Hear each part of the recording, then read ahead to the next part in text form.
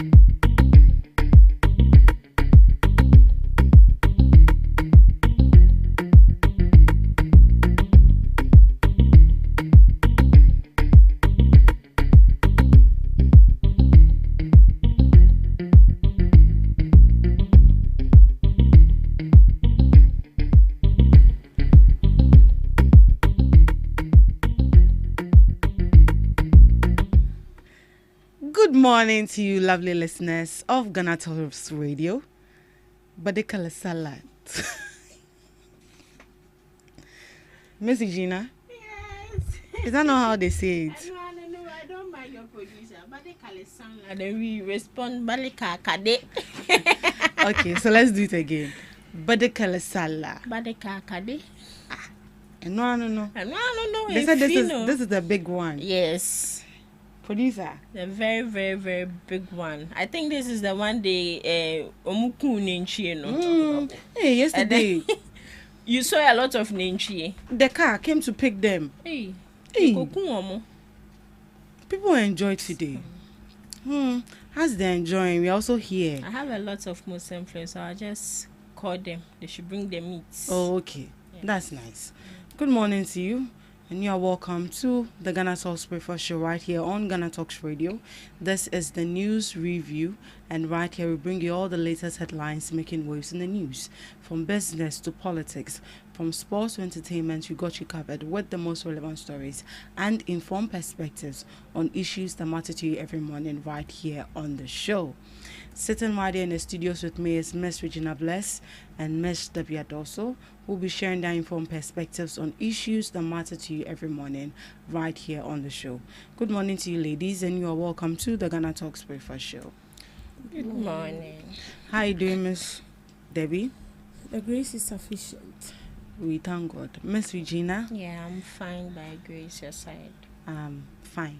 How do you say how are you in Hausa? Or that one, I don't know it. Nangode. Nangode is thank you. And peace be unto you. Hey, is that what they are telling you? Lafialo. Yeah. No. Lafialo is like a greeting. It's like a greeting. So like when you go into a Muslim, you see, there's a saying they actually say. I've forgotten. Oh, if I remember. Today is our Muslim brothers and their sisters. Today is their Christmas. So, we are trying as much as possible to fit into the occasion. So forgive us if you see that we are speaking some of their languages. It's because today is Salah Day and we are supposed to commemorate that. They say Kaifa Halik. Kaifa Halik. I've learned a new word. Thank you so much, Miss Regina. Miss Debbie, are we okay? Yeah, we are good to go. Where are we going to after this Salah? I'm not a Muslim. You're not a Muslim. Are you not celebrating with any of your Muslim friends? No. Oh, okay. But are you expecting some meat? No meat. No meat. Oh, my bad. All right, let's dive into the news items for this morning. Bank of Ghana suspends implementation of 0.75% wallet to bank transfer fee. The Bank of Ghana has directed Mobile Money Fintech Limited to suspend the planned 0.75% fee on wallet to bank transfers, which was expected to take effect from June 1st, 2026. The charge, which would have applied to transfers from mobile money wallet to bank accounts, has been put on hold pending further consultations with stakeholders. Telecommunications company MTN Ghana had earlier informed customers that such transfers would attract a 0.75% fee per transaction, capped at 5 Ghana cedis as part of effort to improve service delivery. However, the Bank of Ghana says it stepped in to ensure that any changes within the mobile financial services sector are properly reviewed and implemented fairly. According to the central bank, the suspension is meant to protect consumers and allow for broader engagement before any new charges are introduced.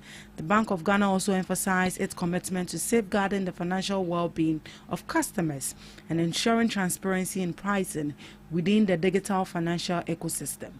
The decision means that further discussions will be held before any final decision is taken on the proposed charges. Ms. Debbie, does that mean that MTN didn't do what they have to do before implementing this tax that they were about to, which was supposed to take effect on 1st June?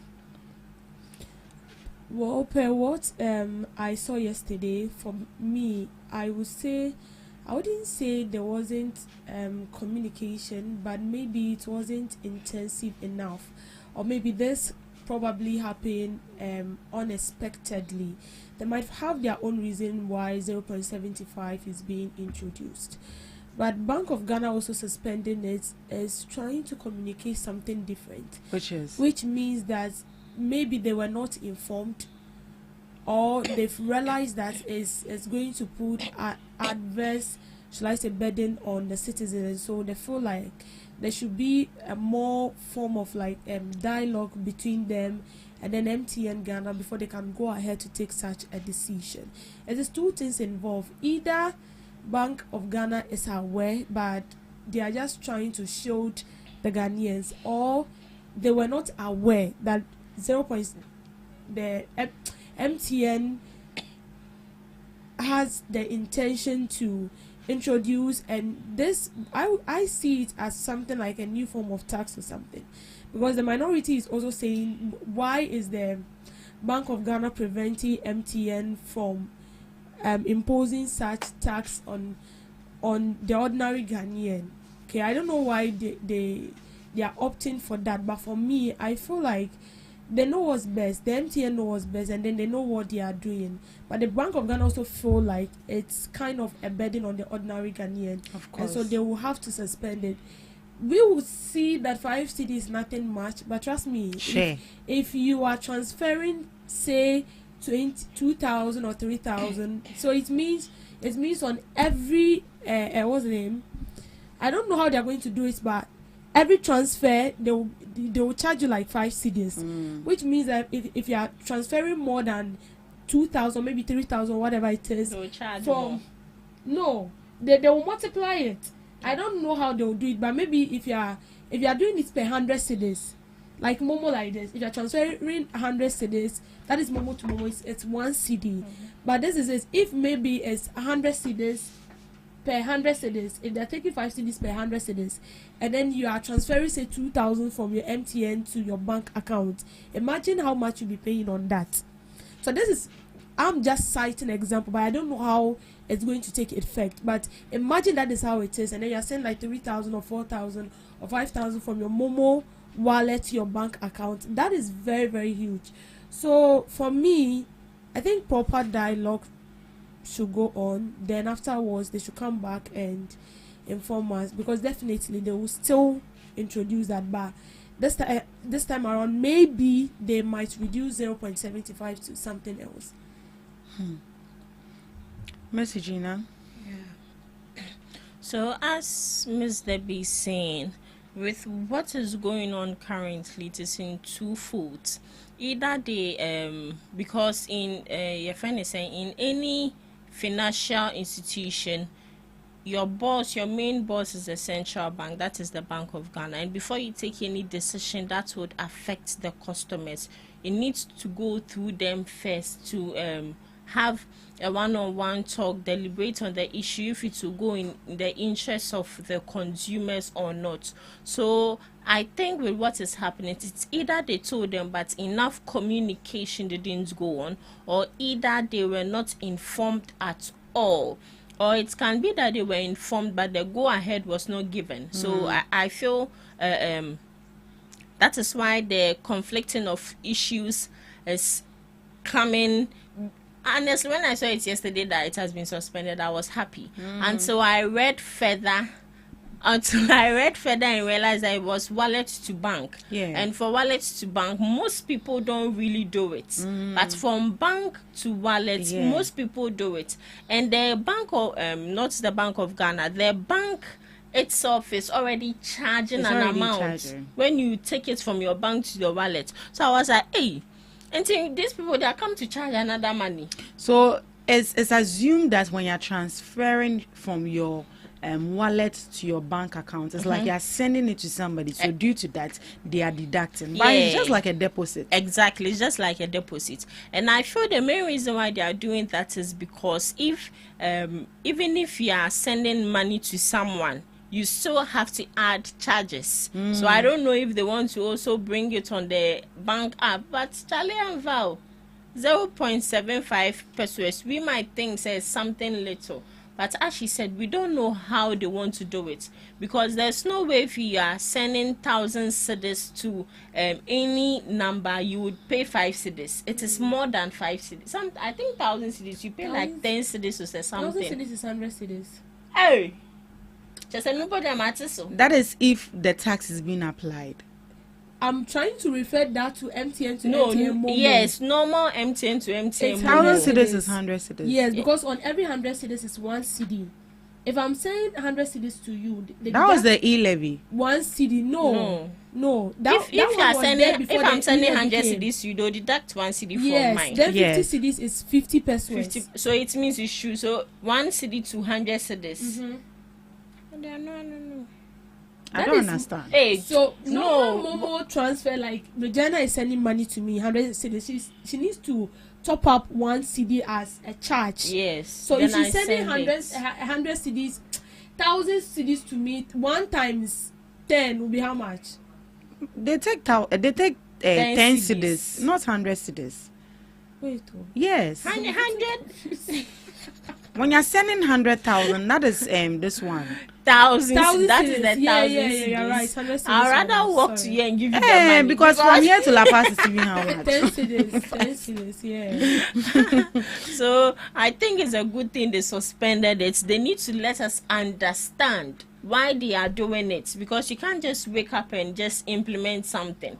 They need to let us understand why they are doing it, the benefit it will be to them, and also the benefit to us. They were saying that, I heard that almost saying to make the transfer easier. This is service delivery. More network in your papa. I think MTN is better. Hey! It's better than Telecel. Oh, and not Telecel. I use MTN. Masa, edu baby and yet. But at least MTN is better. Oh, MTN is better, but it's not good. If Kasa is better, it is not better. You people should work on your service. It's a lot. It's a lot. And I don't get a point where people are saying that e-levy is back, because MTN Ghana is not for government. And this one is just for MTN. And if you think you cannot pay, there are other network there. You just move. Yeah. Yes. This one is simple. So I don't So get. why do they want to associate it to the government? Yeah, that is where I actually do not get. And I saw the banter in Parliament yesterday. Well, let's get into it. Minority demands Finance Minister's appearance in Parliament over 0.75% Momo charge. The minority in Parliament is demanding that Finance Minister Kessel Lato-Forson appears before Parliament to explain the proposed 0.75% mobile money bank transfer charge, which has since been suspended.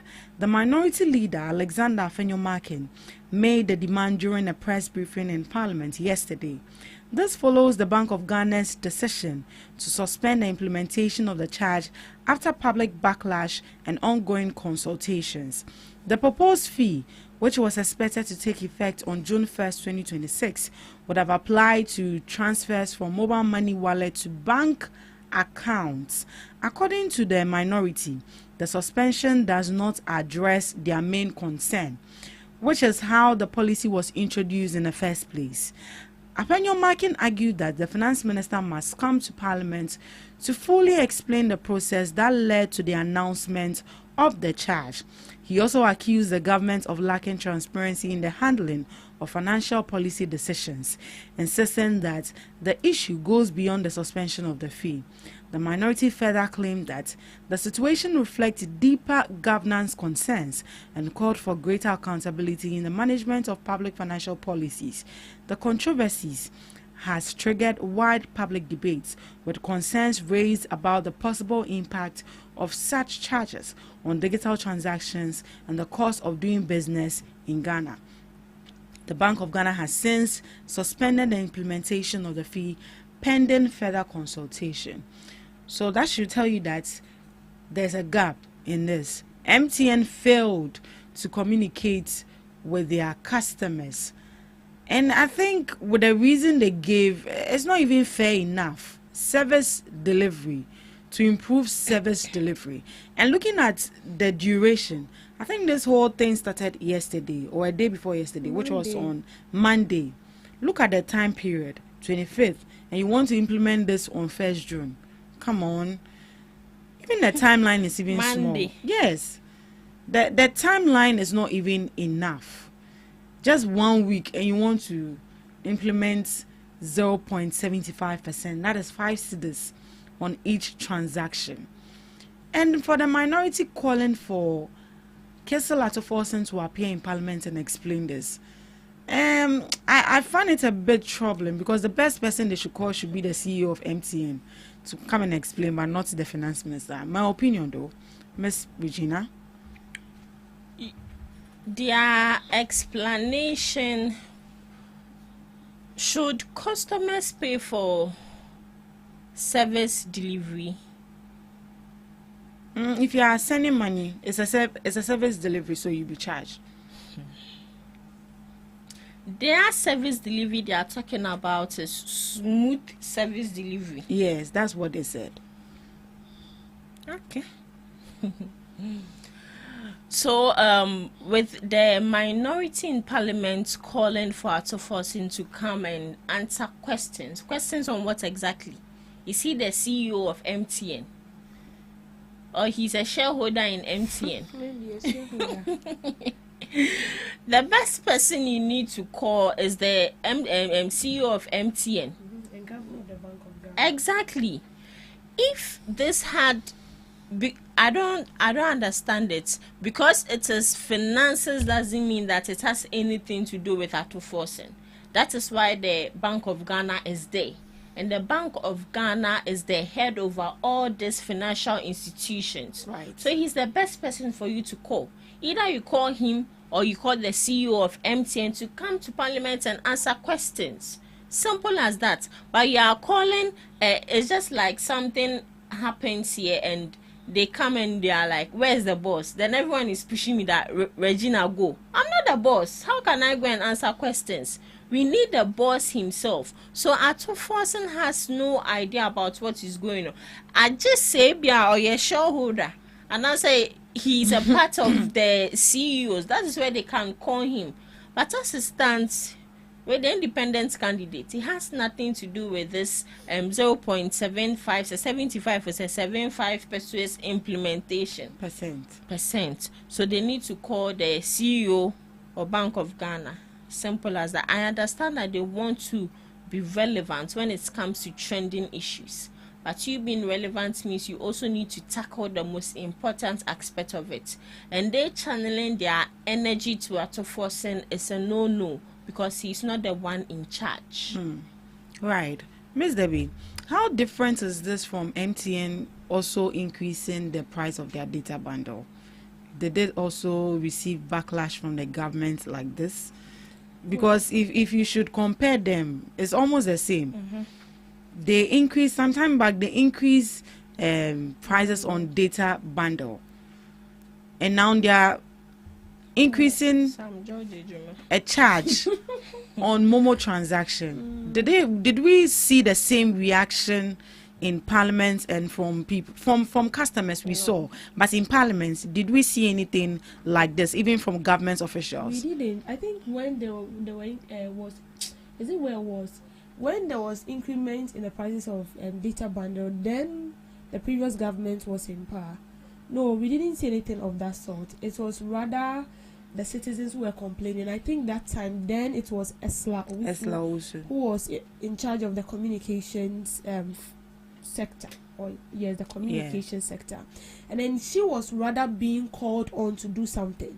And I remember she gave a check answer also, sort of. But we didn't see anything in Parliament like aggressiveness of MTN reducing the charge when it has to do with you buying directly from your wallet on your phone. But you see, I feel like this whole thing has to do with propaganda and all that. Like, we are just interested in buttressing everything with politics, because look at what the MPP say. This is what they said. So in conclusion, we are saying that the NDC is a scam. It's a government of Satan. They don't believe in what they say. It says one thing and does another. It does not keep its promise. It is a government of propaganda, he added. So right now, I want to understand who is trying to politicize this whole issue. It's the MPP, not the NDC. This is not anything about propaganda. So the Bank of Ghana wouldn't have suspended this whole thing of 0.75 that is they want to impose, because I see it as an imposement. If they are fully aware of what is going on, they wouldn't have suspended. And I'm sure there will be prior notice, like 1 week or 2 weeks before this thing will be implemented. So the Bank of Ghana suspending this should rather tell us that, as we all said from the beginning, there are two things involved. Either the Bank of Ghana, they were not giving enough info about what just happened, or about the 0.75 increment, the 0.75 introduction of tax on wallet to bank transactions, or they never contacted them at all. This is it. So if the Bank of Ghana is taking this action, it should tell you that, for me, it is the right step towards the right direction. They want to do something about it, because this thing came about on Monday. They sent people, MTN, if you are using MTN, they send people messages that on 1st June it will be effective. Then Bank of Ghana comes to suspend it. So it should tell that they are taking the right step. They want to know why all of a sudden 0.75. That is quite huge. So if you, the MPP, want to make it look as if the NDC says something about they're not imposing so much on this private firm that are into this country, and all of a sudden it's like they are trying to make it look as if the NDC doesn't want the wellness of these private companies in this country. Because this 0.75 is not a tax that is being imposed by the government. This is for the sector itself. So it is a benefit that will be enjoyed by MTN and not by the government. So what the minority is trying to insinuate is you are preventing them from improving on their tax revenue, or their revenue. How do you expect them to pay the overall tax to you, the government? That is what the minority is trying to insinuate. But for me, I see no reason why they should do this. It shouldn't always be a banter. There shouldn't be this thing that we always see. If something pop up, the next minute they are on it, they want to make a case out of it. Even issues that you feel like this does not demand a case where, I mean, there should be a banter between two people, then people would definitely get something out of it to do. So for me, this what is happening here is nothing different from what happened during their administration. So they shouldn't make it look as if they are sent. All of a sudden they are on the side of the citizen. No, they should just allow. Bank of Ghana has suspended it. So I feel like for now you should just shut up and then wait and see what the Bank of Ghana will do from here. Their next move. Whatever comes after this, if it is not good enough, and then you come in, we will even support you. But right now, I feel like you are trying to move ahead of the Bank of Ghana, which is, to me, very, very wrong. I even think that before the minority even coming out to do the press conference or the press briefing, they should have asked for more clarification. I think they should have even used that platform to even explain to us better. But rather, they came out. I honestly didn't see the essence of the press conference they held yesterday. If you ask me, I honestly didn't see the essence of it. It's not always that minority, or maybe they want to make it look as if they are there for Ghanaians, to make it look like they are the angels. But honestly, before you come out to give a press briefing or even to conduct a press conference, you should know your facts before you come out. Right, let's proceed. Governments must make industrialization a condition in mining contracts. Partner and resources and industry experts at Deloitte Africa, Gideon Ayi-Owu, is calling for stronger policies to ensure Ghana benefits more from its mining sector through industrialization. He says government should make industrial development a mandatory requirement in all mining agreements so that mining companies do not only extract resources but also contribute to local value creation. According to him, mining contracts should go beyond revenue generation and include clear commitments that promote industrial growth, job creation, and local industry. Mr. Ayi-Owu stressed that the key issue is not just ownership of mining assets, but how government structure its influence in the sector to achieve broader national development goals. He explained that with the right policy direction, Ghana's mineral resources can support long-term economic transformation instead of just exporting raw materials. His comments add to ongoing national discussion about how to increase local participation and ensure more value addition within Ghana's extractive industry. Ms. Regina, should industrialization be mandatory for mining contracts? Industrialization. Yep. So the industrialization has to be in the community, if I understand it correctly. Yeah. So I would say 100% it should be very important, because looking at some of these mining communities, they are lacking a lot of how would I put it? They are lacking a lot of development. Nanga baby are you to a good idea. It's supposed to reflect. So the moment you get into the community, everywhere is supposed to be glittering. But looking at some of these mining communities, the environment is not appetizing at all. It is not glittering. And looking at some of these mineral resources, it's very expensive, because most of the times we are only focusing on gold, and gold is very expensive. So at least when you get a gold, the little you can do is to help these communities.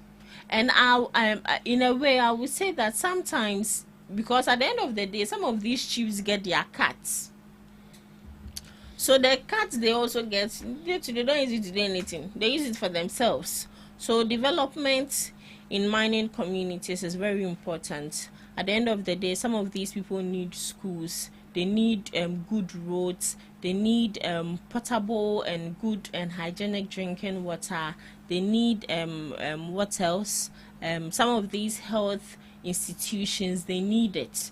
So at the end of the day, if you're a mining sector and you want to mine in that particular community, they need to make sure that they include that industrial development they are talking about. Oh, at the end of the day, or probably within a period of either 1 year or 2 years, you are supposed to develop a part of the community. Ebia, see school, and I say see a hospital, and I say bring potable water, because most of these communities drink straight from the water bodies, and some of them still drink from boreholes and what have you. So I think it's very important they include it, and at the end of the day, everybody would be satisfied, and it would also lessen a bit of burden from the government. Yeah. Miss Debbie. Yeah, so I think he said something. He said mining contracts should go beyond extraction and revenue generation to include clear commitments that promote local industrial growth and value creation. He stressed that the conversation should not focus solely on ownership of mining assets, but rather on how government positions its stake and influence within the sector to achieve broader economic outcomes. So, I mean, we should take our focus from, well, we just want to mine in this community. Our focus is only on money, how to gain this money, and then we are forgoing when it has to, everything that has to do with industrialization. Now, when we take this current era from the previous era, you could see that things are changing. And when it has to do with industrialization, everything come to play. Yeah. Especially equipment used in mining. I mean, the normal way we used to mine and destroying water bodies and all that, there are genuine and clean way of mining, whereas I can even come to the community and not even expect and not even realize that this place was being mined. So, and all this has to do with gadgets, equipment that are well built and clean enough to mine in various communities without causing harm to those communities, without destroying our forests, without contaminating our water bodies. So it's not only about we getting the money, because we know that aside cocoa, the biggest resources, natural resources that generate revenue for us, has to do with gold. And so all we care about is, okay, fine, we've noticed that this community is full of gold, and so we are going to mine there, whether the water is being destroyed, whether the water is being polluted, the forests are being destroyed. We don't really care. And let me tell you, even the small scale miners, which we thought are mining legally, sometimes when you go there were instances where some small scale miners were caught because they used the name small scale mining as a camouflage, and then behind it they were mining illegally. And so that is why I understand the call to ban all small scale mining for say 1 year or maybe 10 years, 2 years before we come back to, normal or natural mining. So this is what we are saying. The world is evolving. When we are talking about industrialization in the mining firm, then we need to change our ways of mining. And that has to do with we adapting to the new era. What is the new normal now? Technology is taking over. And then we have equipment that are made. You don't have to even waste your time going on the water bodies to be using your whole strength and doing something that with an equipment that is technologically built. You can just stand, and then with your remote you are controlling what is going over there. So as I said, from relying mainly on farming or small scale craft to building large scale manufacturing factories with mechanized production. So agriculture becomes less dominant, manufacturing, mining, constructions, and services grow. Manual labor gets replaced and supported by machines, steam power, electricity, and later automation. So as I said, the world is evolving. So we are talking about industrialization. It evolves a lot, and that has to do with we also evolving from the normal way of mining, learning new things. How can we mine without destroying our water bodies? How can we mine without causing harm to the community? And most importantly, mining as well as developing that community. You go to some mining community and it's an eyesore and a pity. The people there are very, very poor. I mean, like poverty, you can see poverty written all over their face because they claim to have gold, but nothing to show that there is gold. So if we are trying to evolve, it entails a lot. There should be development in that community. The people in there should have a feel that we are on a land of gold. And as the firm is being created and technologically built, we employ people as well from that community to create hands-on job for these people. So for me, yes, it's a good one. It's a good one. It should be made mandatory so as to create jobs for the people in the area as well, create more infrastructure, good roads. So I think it's something that the government should consider. Thank you so much for joining us on the News Review. Up next, we have Today in History with Miss Regina Bless.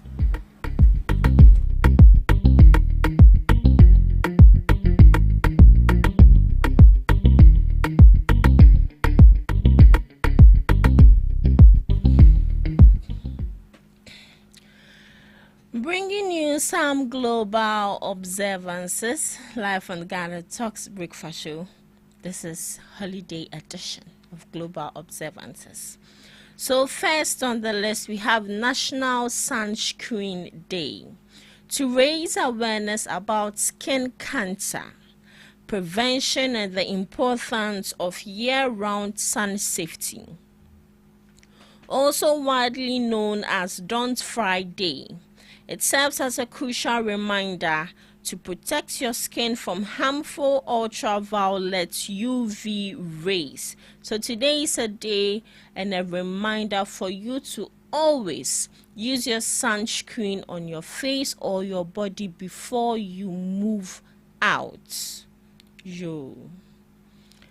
National Hairstylist Mental Health Awareness Day. It honors beauty professionals by acknowledging the heavy emotional and mental toll of working behind the chair, creating a safe space for them to prioritize their own well-being and emotional health. We also have National Senior Health and Fitness Day. National Senior Health and Fitness Day is the nation's largest annual health and wellness event for older adults, held on the last Wednesday of May to encourage seniors to stay active, maintain independence, and improve overall quality of life. We also have Nothing to Fear Day.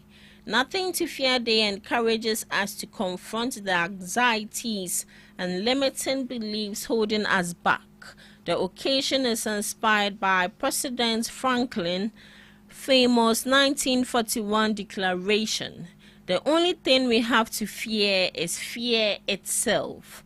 Lastly, Eid al-Adha Day.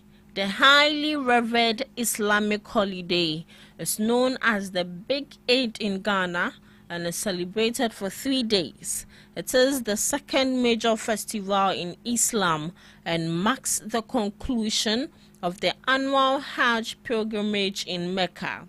The day commemorates Prophet Ibrahim's devotion and an unwavering willingness to sacrifice his son, Ismail, in obedience to God.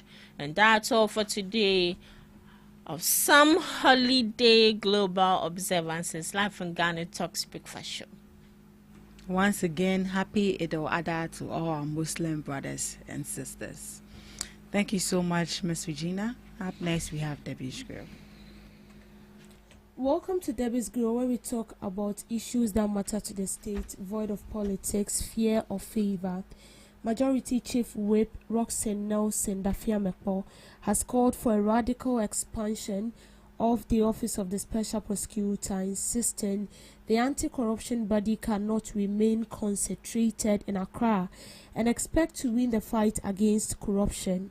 The Saudai Member of Parliament, speaking in an interview, said the Office of the Special Prosecutor must establish offices across the country, especially in districts where he believes corruption is deeply entrenched.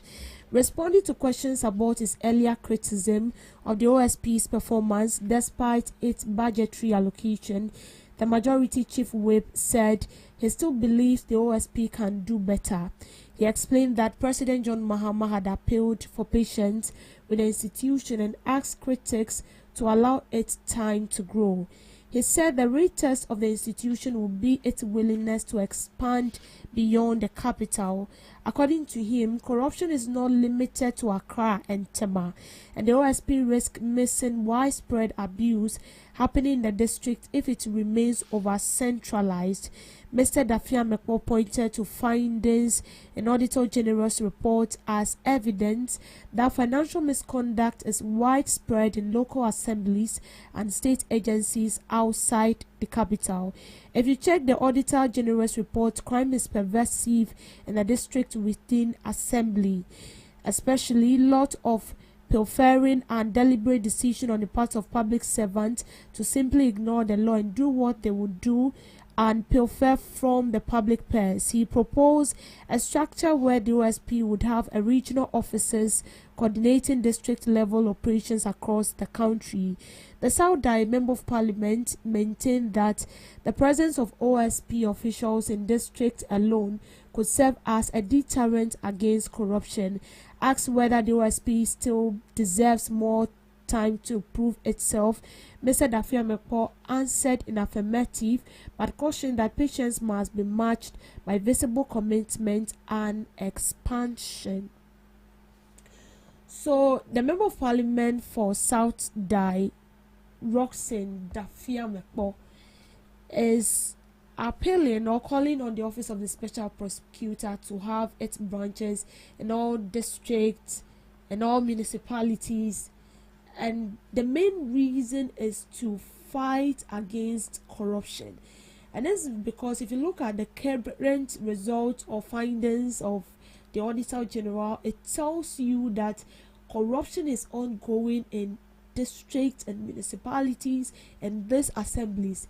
Recently, there was a member of parliament who got so few, a former member of parliament, I think so, got so angry because in the Ashanti region, the MMDCs that were supposed to do their work, they were not attending meeting for a decade. They don't even know what is going on in their vicinities, in their district, and in their municipalities, but they were taking common fund. And so the question lies on what were they using those common fund for? Because common fund is meant for development of this district, development of the assembly using that money for development in their own community or in their enclave. And so this municipal chief executive, district chief executive, who are supposed to supervise these affairs, were not doing their work, but they were taking the fund, the common fund. So what were they using the money for? And that is the question. And so he called for the resignation of all these MMDCs if they feel like they can't do their work. You see, so it's kind of sad. But let's take the OSP. Let's just look at the OSP. Now the OSP also have a very huge issue. For the OSP, we are not even done talking about the challenges of the OSP. The OSP office has been created for how many years now? There is nothing to prove. There is nothing to show. I wouldn't sit here and rubbish the work of the OSP, because to him, he's doing enough. But you see, you cannot always prove to people with your mouth that you are doing enough without showing evidence or without showing working. You don't show what you are doing. What you are doing is not being visible out there. So automatically you are telling us that you are doing basically nothing. Because if an office is being handed over to you and you are to work, what the people expect is the evidence of what you've been given to do. So if physically we cannot see what you are doing, then there is no need for the existence of the OSP. But here lies the case. The OSP also, in what is going on, we've realized that the OSP do not even have the power, do not even have the mandate to prosecute corruption and corruption-related cases. And according to Article 88, it means that the Attorney General has the sole power to prosecute. And so, in a way, OSP is not independent. Although the office is being termed as an independent office, but OSP is not independent because anything has to do with corruption and corruption-related cases, you have the right to interview, he has the right to do his research, to gather facts, and convinced us that this person is guilty of the crime. But to prosecute these people, the Attorney General has to give him the command to do so. If the Attorney General does not tell you to do it, you cannot, because that is it. So, for the district, the OSP having branches in all these districts, municipalities, it is a good one. But have we also thought about the other side? The OSP has challenges on its own. The OSP as a main body, the main office in Accra here, we cannot see what that office is putting across. And then creating a sub-offices. Now he said something that kept me thinking. The president said, so he was being asked, you are saying we should create offices. The OSP should have branches. Well, that is good.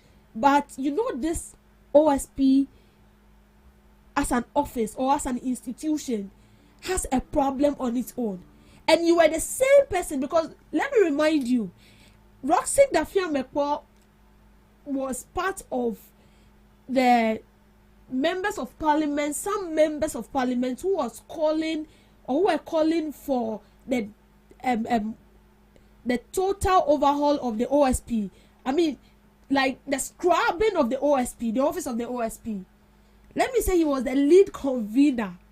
But it looks as if now he's saying that, well, this is what we have. We need the OSP needs branches. So he was being asked, but this is what you said. Why are you trying to? I mean, all of a sudden, it's like you've changed. What happened? And then he said, the president said, this is getting so interesting. Trust me. He said, the president said, we need to give time. Now, this is where I come in. For how long are we going to give the OSP time? We know what is on the table. Are we done solving the challenge that is glaring in front of us? Does the Attorney General still hold the 99% of power when it has to do with prosecution of cases and not interfering in the affairs of the OSP? Or the OSP can do whatever it ought to do without being interfered? How long should we keep giving the OSP time? My case is, if we feel like the OSP is not producing enough, we should just scrap it off.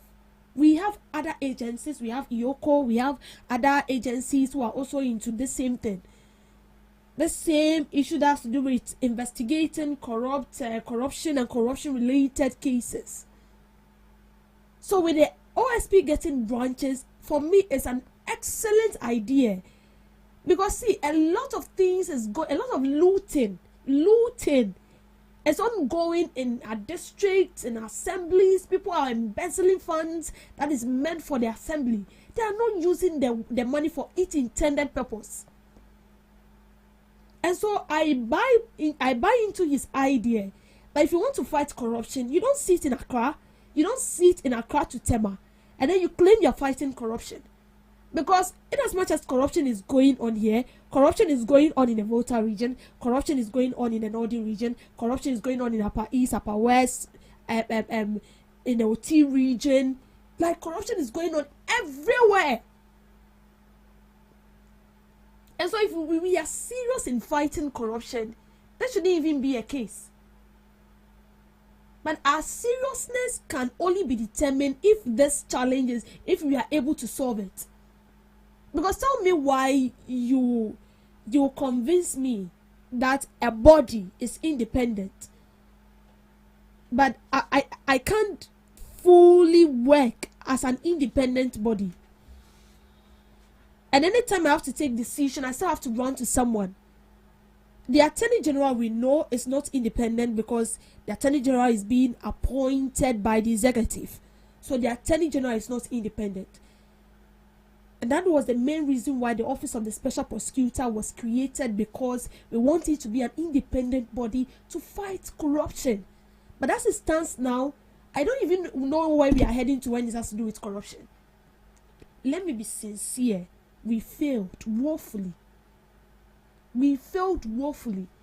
And for me, there is no assurance. There is nothing that gives this positive vibe that we will be able to fight corruption as it stands now. Because even issues that has to do with corruption and corruption-related cases, how well have we dealt with it? If we take a look at the past years, issues that involved corruption, the people, public officials that were being mentioned, that were engaged in corruption, how we dealt with those people as an individual, how we dealt with companies, state-owned companies who embezzled state funds. I mean, the history it's a bad record throughout. And so the fight against corruption shouldn't always be on paper. We are joking, I'm telling you, we are joking. It shouldn't always be on paper. And when you come to me and you are reading big English on paper and you are telling me that you are fighting corruption, you're just fighting corruption on a paper, not on grounds. We need to see evidence of what you are doing. And when we don't see that, then it means, I'm sorry to use this word, but it's a useless office. Because if you can't see what that office is producing, then it means that that office should not have existed at the first place. So he's saying, the president said we should give it time. Time. We know the right thing to do. This is not about time. Oh. We know the right thing to do. And for me, I believe if the right thing is being done, come on, we will fight corruption. But because we are not doing it, and sometimes it made me think that even the people claim they are fighting corruption are corrupt. Because if you are not corrupt, fighting corruption should not be something that should be very, very difficult for us. Other countries are fighting corruption and they are succeeding. We are not different from them. We can equally do same. Until we realize that and take that bold step, let's forget it. We can bring in policies, bring in people, bring in new initiatives to fight corruption, and we will just be beating around the bush. Thank you for making time with me on Debbie's Grill. Thank you so much, Miss Debbie, for that grill. And thank you too for joining us on the GhanaTalks Breakfast Show. Let's go for the news. Are you ready to amplify your business or brand's reach and make a meaningful impact in Ghana and beyond? Partner with GhanaTalks Radio today to connect with a diverse audience across Ghana and beyond. Elevate your brand through on-air promotions and social media. Boost your brand during prime time. With GhanaTalks Radio, you can extend your reach across digital platforms. GhanaTalks Radio is not just a station, it is a community hub where your brand becomes part of the conversation. Join us in fostering connections, celebrating culture, and making a lasting impression. For customized sponsorship packages and enquiries, email contact@GhanaTalksRadio.com or call +233 202 544614. GhanaTalks Radio, giving the youth a voice.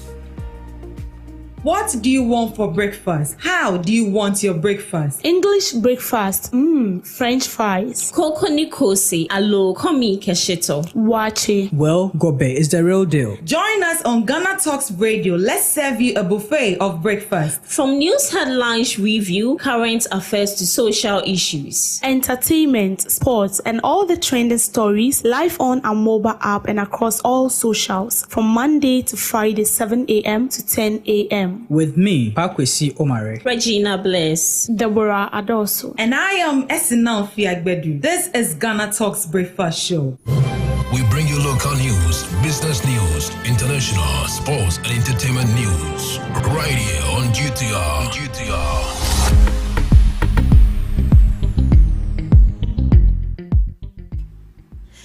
Hello, good morning, and welcome to the morning news update on Ghana Talks Radio.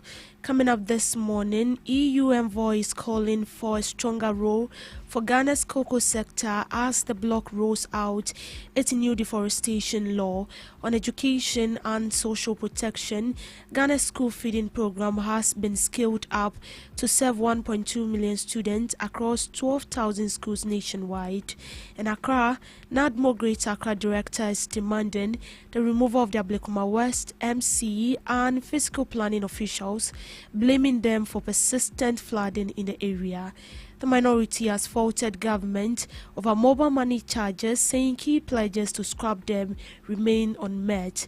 Meanwhile, freight forwarders have applauded the Bank of Ghana for halting the 0.75% Momo transfer charge. Ghana rescued 2,331 human trafficking victims in 2025, the highest number recorded in recent years. In business, Gold Board has introduced new trading volume rules for license renewal to tighten oversight in the gold trade. Details of these and many other stories coming up shortly.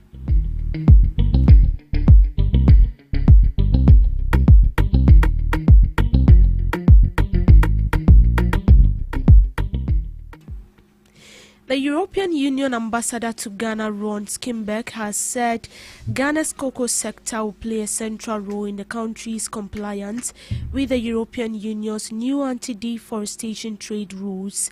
Speaking at the 4th edition of European Union Deforestation Regulation Multi-Stakeholder Engagement in Accra, Skimbeck noted that cocoa makes up to 95% of Ghana's export affected by the regulation.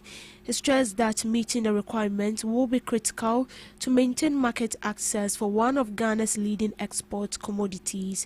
The European Union Deforestation Regulation requires companies selling products in the European Union market to prove that goods were not produced on land deforested after December 31st, 2020. The event brought together government officials, cocoa industry players, farmers, and development partners to discuss challenges and opportunities in ensuring compliance without disrupting smallholder livelihoods. The thriving and sustainable cocoa sector. The EU, as a major consumer of commodities linked to deforestation, is taking bold action through the EU deforestation regulation. This EU landmark law promotes the consumption of deforestation-free products and reduction of EU's impact on global deforestation and forest degradation. In Ghana, the cocoa sector stands at the forefront of the EU DR implementation. Cocoa represents 95% export value of the 7 EU DR commodities, which also include wood, coffee, cattle, rubber, palm oil, and soya. You're certainly The national coordinator of the Ghana School Feeding Program, Hajia Fati, has restated the government commitment to providing hot meals to students nationwide as part of effort to boost school enrollment and retention. Speaking during a monitoring visit to Flagstaff House Basic School in Accra, Hajia Fogo said the program has grown significantly and now covers more than 12,000 schools across the country. Over 1 1.2 million children currently benefit from daily hot meals under the initiative. She emphasized that consistent access to nutritious meals remains central to improving attendance and keeping children in school, particularly in underdeserved communities. The visits form part of ongoing monitoring exercises to assess food quality and overall program implementation at the school level. This year we plan celebrating the 20th anniversary in September, but we make up time for that. But we still have plans to do that. We definitely have to. You look at where it started from, with 10 schools, with 1,900 school children, and now growing up to 12,045 schools, with a children population of 4,271,000. That is huge, and it's a great success. It has grown from strength to strength. So the fee or the grant that is attached to the providing or for the provision of the meal have not been not all that much. But I believe, because we believe and trust in the program, and we feel it can impact on the children to keep them in school. That is to retain them, also to increase enrollment, because that is the key. Once they are retained, the enrollment will also increase. Those who are at home and for one reason or the other cannot come to school, once they know they can get a hot meal a day, parents will gladly want to put them in your hands, because they know at the end of the day you'll be able to find something for them to eat. So it has been a source of encouragement for most parents who are in the deprived areas to take advantage of that to get their children in school. It's a life-saving program, because a lot of children depend on that. If a caterer doesn't cook for a day, you can just see it on the faces of the children, because they come to school hoping that as I'm coming today, I'm going to get my water to eat. They get to school and they say the caterer didn't cook. See how disappointing that can be. And once it happens like that, the child cannot even concentrate on anything, because some of them actually cannot even have a lunch box from the house. No, all they are looking up to is that one meal. So if you deny them that one, they are likely to start from morning till they close and get home. So that is why we will always intensify our monitoring to ensure that those who have signed those contracts with, because the caterers, they are on contract. You sign the contract to provide the service. You should be able to do that. There's no way you would take the contract with the children hoping that every day they will get food to eat, only for them to get to school and the meal is not. So I think so far so good. We are hoping that going forward, all beneficiary schools can fully benefit from the program.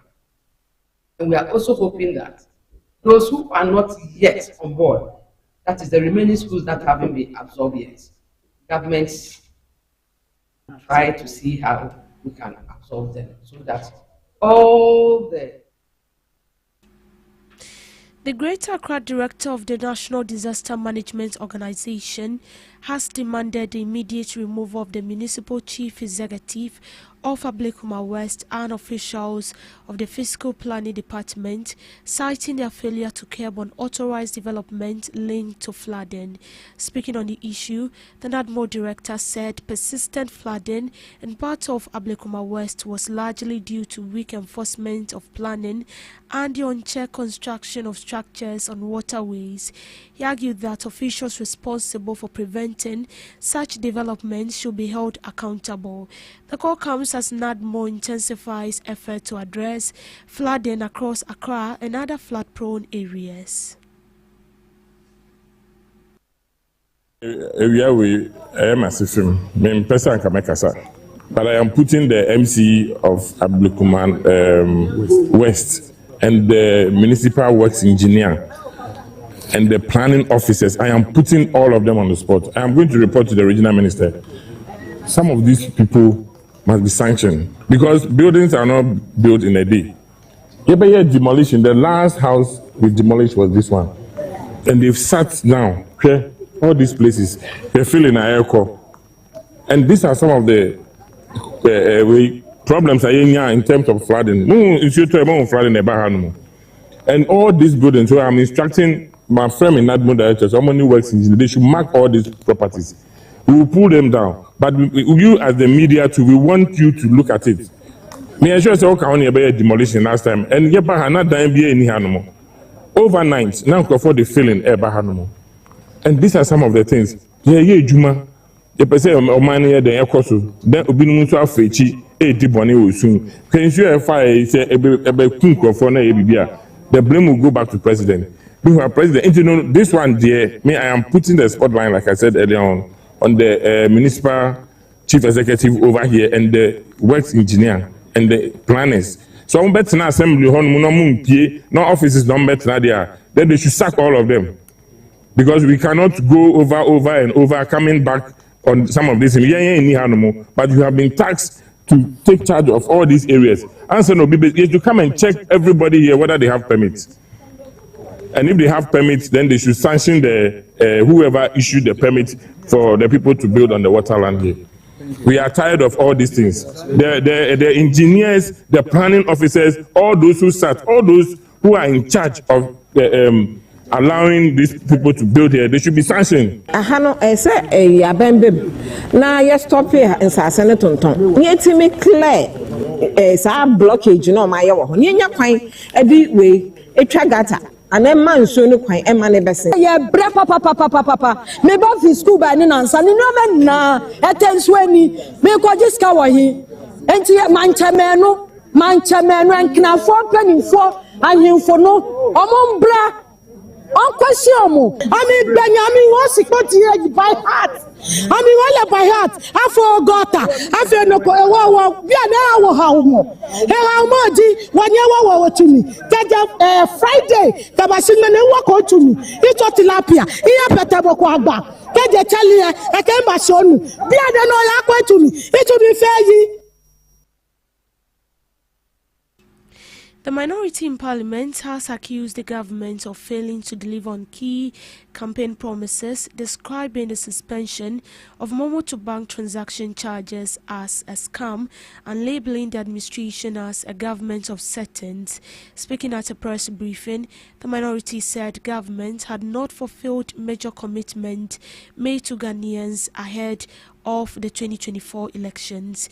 They singled out the much publicized suspension of mobile money transfer charges to banks, arguing that the relief was either misleading. The caucus urged the government to move beyond political rhetoric and take concrete steps to address economic pressures facing Ghanaians, including the cost of living and job creation. We are simply saying NDC is a scam. It's a government of settings. They don't believe in what they say. I repeat, the NDC government does not believe in what it says. It says one thing and does another. It doesn't keep its promise. It is a government of propaganda. They promised 1 job, 3 shifts. As we speak, they have failed on that 1 job, 3 shifts. They promised cocoa farmers that a bag of cocoa will sell at 7,000. They came and they have rather reduced it. At least they would have maintained the 3,100 that Akufo-Addo left. They promised the rice farmer that they were going to have a system to offtake the produce of the rice farmer. As we speak, it is even cheaper to buy imported rice than a locally produced rice. They have lost their policy on agriculture. Maize farmers are complaining, yam farmers are complaining, cocoa farmers are complaining. On electricity, within a year and a half of Ghana rescued 2,331 victims of human trafficking In 2025, the highest number recorded in recent years, according to the Minister for Gender, Children and Social Protection. Agnes Namomolate, speaking at a launch of activities to mark the 2026 World Day Against Trafficking in Persons in Accra, the minister said the figure reflects intensified efforts by government agencies, security services and civil society partners to combat trafficking network. She described the achievement as significant but noted that more work was needed to prevent trafficking and support survivors through rehabilitation and integration programs. The minister called for stronger collaboration among stakeholders, improved public awareness and stricter enforcement of laws to address the root causes of trafficking. The 2025 data further shows that out of the 2,331 victims rescued, 1,544 were men, 789 were women, and out of this number, 425 were children, and the rest, 1,906 were adults. These figures tell an important story. They are not just numbers. They demonstrate improved collaboration among institutions, increased public awareness, strengthened enforcement operations, enhanced detection systems, and greater institutional capacity to identify and rescue victims. The sharp increase in 2025 also reflects intensified action against emerging forms of trafficking, particularly cyber-related trafficking, online exploitation, and romance scam networks. Importantly, these efforts are not only resulting in rescues, but also in prosecution and convictions. Following investigations and rescue operations, about 106 offenders were prosecuted and convicted for cybercrime, trafficking, and exploitation-related offenses, including defrauding by false pretense.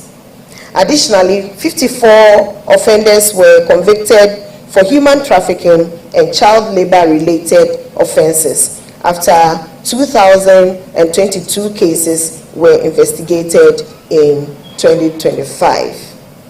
These outcomes send a strong message that Ghana will not tolerate the exploitation of its people, especially women and children, for criminal gains.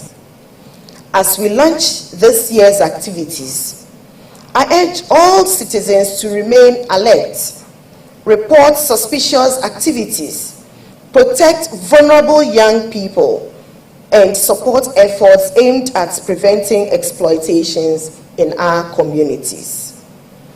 Sports institutions must also strengthen accountability and ethical recruitment standards, while the media must continue to expose hidden exploitation and amplify public awareness.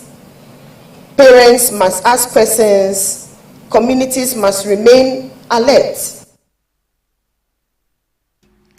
In business, the Ghana Gold Board has announced the commencement of the renewal process for gold trading license, introducing new eligibility threshold tied to trading volumes as part of effort to strengthen compliance within the sector. In a public notice issued on May 25th, Gold Board said all holders of Gold Board buying license due to expire within the next 3 months must begin the renewal process from Monday, May 25th through its online licensing portal. Under the new requirement, T1 license holders must demonstrate a minimum trading volumes of 2 kilograms of gold within the past 12 months, while T2 license holders are expected to show at least 5 kilograms traded over the same period. For self-finance aggregators license holders, the threshold has been set at 1 metric ton within the preceding year. Gold Board said applicants must also remain fully compliant with existing licensing conditions and regulatory obligations to qualify for renewal. The board added that traders who submit renewal applications and pay the required fees may continue operations while awaiting final approval. The move forms part of broader effort to tighten oversight, improve accountability, and streamline operations within Ghana's gold trading industry. Also in business, Freight Forwarders Association Ghana has welcomed the decision by the Bank of Ghana to suspend the proposed 0.75% charge on wallet-to-bank transfers by pending further stakeholder consultations. In a press statement cited by its president, Francis Tipo, on Tuesday, May 26th, the association said the proposed charge by Mobile Money Fintech Limited would have placed an additional financial burden on freight forwarders, transport operators, importers, exporters, and small businesses operating within Ghana's port ecosystem. According to the Freight Forwarders Association, mobile money and digital financial transactions have become essential tools for freight forwarders in facilitating daily port and cargo clearance operations. The association further cautioned that the charges could slow transactional efficiency, increase the cost of doing business, and negatively affect Ghana's trade competitiveness. Freight Forwarders Association of Ghana noted that the freight forwarding industry operates within a high-cost environment characterized by multiple statutory charges, operational delays, and rising logistics expenses. The association described the Bank of Ghana's intervention as a decision in the best interest of businesses, financial inclusion, digital trade growth, and the wider Ghanaian economy. Freight Forwarders Association of Ghana called on Mobile Money Fintech Limited and other financial sector stakeholders to engage more extensively within industry players before introducing policies with major operational and economic consequences. To sports, Accra Heart of Oak have parted company with head coach Mas Didi Dramani following what the club described as a comprehensive technical review of the 2025-2026 Ghana Premier League season. The decision brings an end to Dramani's tenure less than 2 years after he was appointed in June 2025 on a 2-year contract, succeeding former manager Boubacar Ouattara. In an official statement, the club confirmed the departure of the technical team led by the coach while expressing appreciation for their work during the campaign. The club extends its sincere appreciation to Mr. Dramani and his staff for their professionalism, commitment, and service. Under their guidance, Heart of Oak secured a third-place finish in the just-ended season. The club added that further updates regarding the next phase of technical direction will be communicated in due course. Dramani leaves after guiding Heart of Oak to a third-place finish in the 2025-2026 Ghana Premier League, where they accumulated 54 points from 34 matches. While the Phobians were praised for their defensive organization, the season was defined by criticism over a lack of attacking fluency and unusual high number of draws. Heart of Oak conceded just 15 goals across the entire campaign, the lowest in the league, underlining Dramani's emphasis on structure and defensive discipline. However, the team scored 25 goals, averaging 0.73 per match, a factor that contributed to 15 drawn games. That combination ultimately proved costly in the race, despite a strong late season finish that included 4-2 victory over champions Mediama Sporting Club on the final day. His departure now leaves Heart of Oak searching for a new head coach as the club looks to realign its playing philosophy with what the board describes as its long-term ambitions and identity. In showbiz, Ghanaian Afropop, R&B and Afrobeat artist Camido has opened up about the harsh realities musicians face in the country. Speaking in an interview, he lamented the financial struggles artists endure, especially at the early stages of their careers. According to him, his manager, however, had to chase after payment, only to be told it's just 700 Ghana cedis. Kamido further criticized the lack of structures to support musicians in the country, indicating that there's little to no institutional backing for the creative arts sector. He noted that the art industry needs investors. The sugarcane hitmaker also urged Ghanaians to encourage creatives after constantly criticizing artists. He added that some female artists, due to these harsh conditions, may feel pressure to engage in undesirable activities to survive. He concluded by acknowledging that music significantly contributes to Ghana's creative economy and therefore deserves serious attention and investment. On global updates, Senegal has named 60-year-old economist Amadou Amino Mohamed Lo as its new prime minister. The appointment comes days after President Bassirou Diomaye Faye dismissed former Prime Minister Ousmane Sonko as part of a cabinet reshuffle. Lo is a seasoned technocrat who has been in government since April 2024. He's widely seen as one of the key figures behind Senegal's new governance framework. His expertise covers macroeconomics, banking regulations, financial markets, and Islamic finance. Lo began his education at the Britannian Militaire de Saint Louis. He graduated in 1985 as valedictorian with a science baccalaureate. He later earned a master's degree in economics from Sheikh Anta Diop University. He also holds a diploma in banking techniques from the West African Center for Banking Studies in Dakar. In 2023, he obtained an executive master's in Islamic finance from INSEF University in Kuala Lumpur. He spent much of his career at the Central Bank of West African State, which he joined in 1987. He rose through head of treasury, head of market operations, director of banking activities and financing of economies, director general for organization and information systems. In December 2016, he became Senegal's national director. He was later appointed advisor to the governor in 2021. In February 2024, he joined the institutions of General Secretariat in Dakar. Lo is fluent in English and French and reads Arabic. He entered government on April 5, 2024 as Minister Secretary General to the presidency. In that role, he coordinated cabinet operations and interministerial policy implementation.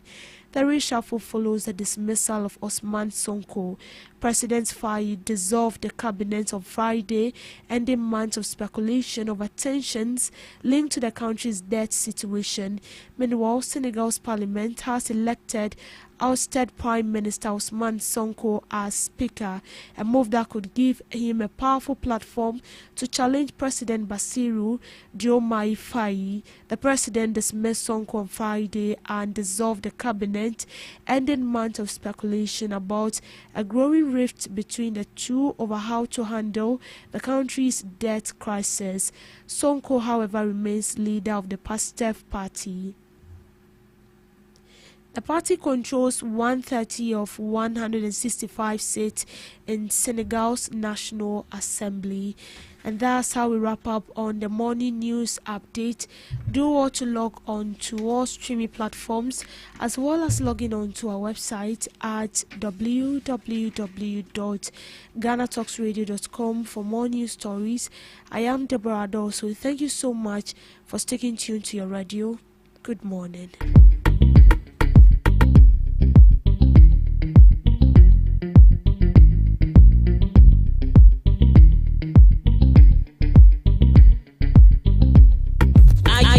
Ready to amplify your business or brand's reach and make a meaningful impact in Ghana and beyond? Partner with GhanaTalks Radio today to connect with a diverse audience across Ghana and beyond.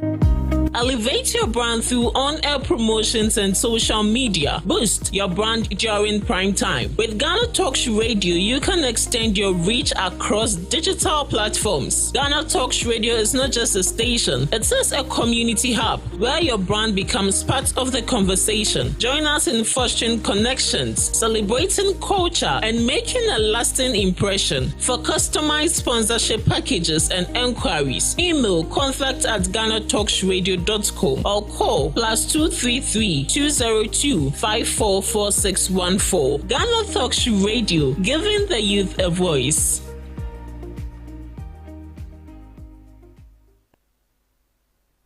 What do you want for breakfast? How do you want your breakfast? English breakfast. French fries. Koko Nikosi, alo komi kesheto. Wache. Well, Gobe is the real deal. Join us on Ghana Talks Radio. Let's serve you a buffet of breakfast. From news headlines review, current affairs to social issues. Entertainment, sports, and all the trending stories live on our mobile app and across all socials from Monday to Friday, 7 a.m. to 10 a.m. With me, Pakwesi Omare. Regina Bless. Deborah Adoso. And I am Esinal Fiagbedu. This is Ghana Talks Breakfast Show. This is Ghana Talks Breakfast Show, your morning companion.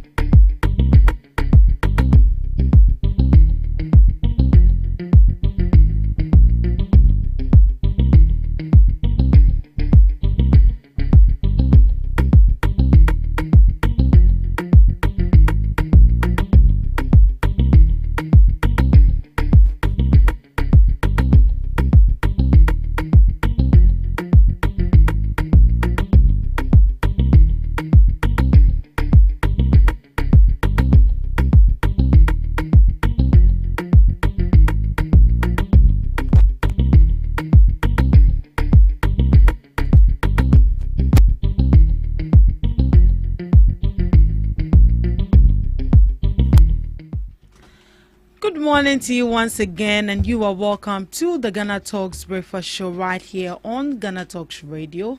As you know it, we are streaming live on Facebook at Ghana Talks Radio, on YouTube at Ghana Talks Radio, and also on X at Ghana Talks Radio. Do all to log on, send in your comments. Let's get interactive right here on the morning show. Today is freestyle. Today is a holiday. We are here to entertain you, so make sure that right after the morning show you log on. We have DJ Rock here to entertain us this holiday. Right, I'm here with my ladies, and we'll be diving into some interesting news headlines before we come in with our guests for the main show. Good morning, ladies, once again. Good morning. You're welcome. Thank you. This morning, what are we having for breakfast? And today, since it's Salah, we have to eat their foods as well. Or are you a Muslim? Oh, why? Yeah. We'll eat wache, we'll eat tozafi. Why is wache for Muslims? I wouldn't say it's for Muslims, but most of the times it's the Muslims that sell it. Yeah. If you want to eat proper wache, go to the northern region. Eat there. You see the color very red. From Muslims, beans from Elwes. Yeah, beans from Gans. From the Gans.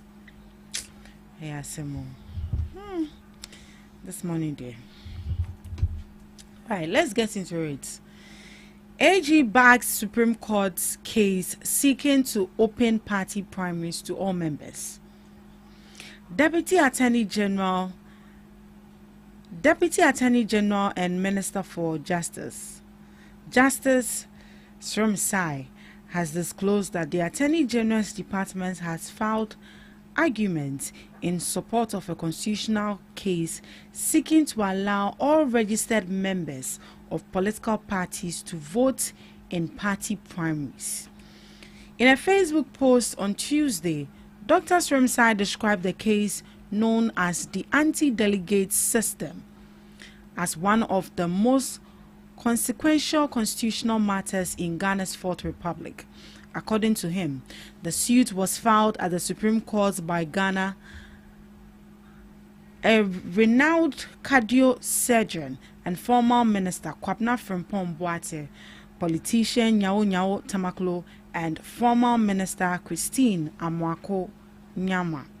The plaintiffs are being represented by activist and lawyer Oliver Baka Vomo.